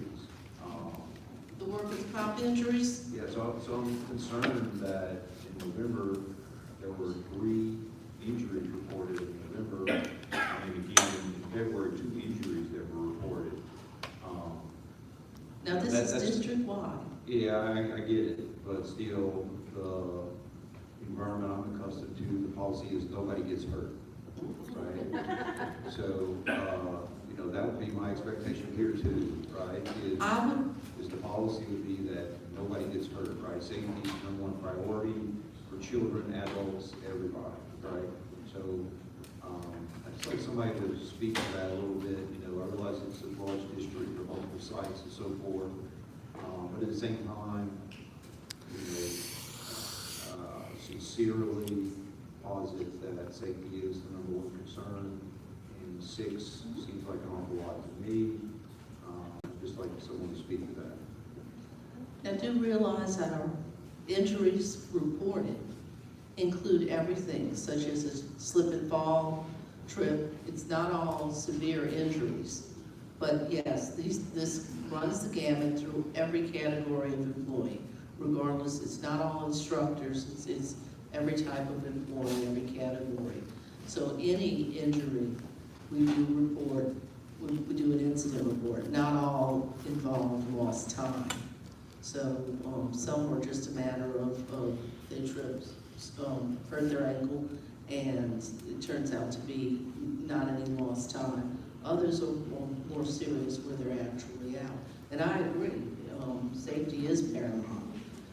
But that number is, I've only been in the director's role since February of 22, but it's pretty consistent. It's less in the summer because we have fewer employees on campus, but this includes all of our employees, including employees at juvenile justice and Pinecrest and statewide.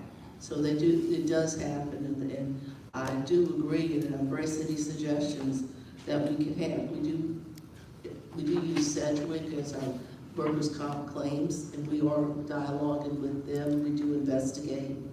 So I'd just like to bring to the superintendent's attention that it's a concern that I have, and when we have these conversations about culture and what the culture looks like going forward, for me, this will be a high priority in nurturing that culture as we go forward. I also have just a quick, and this is a question, not a comment on it. 17 FMLA requests from November to February. To me, that seems like a very, very high number. Is that, in your experience, is that normal? Is there some reason why there's such a high number? I don't think there's one reason, one concise reason why. Some of these are understandably things like surgeries and such, but no, it does. I've worked at many other state agencies in past years in my career, and this does seem a little higher than some that I've worked at in the past, but not astoundingly higher, but I have seen higher. Thank you. It struck me as a high number, but I don't have the background to know, so thank you for the clarification. Does SSD have a safety director?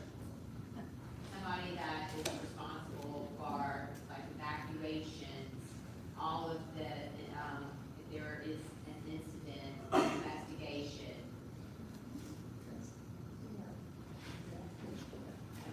Jeff Jacobs is over operations, and he is over our risk management, quality and safety. Do you know if he has like monthly safety meetings with Yes, the we do. Okay. We do have safety trainings, and he does have meetings. He is making strong efforts in communicating to try to get 100% compliance in all the risk management requirements.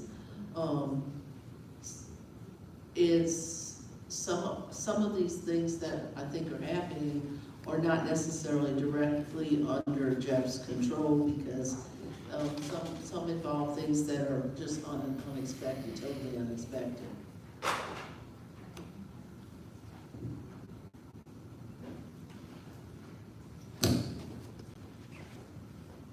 Thank you.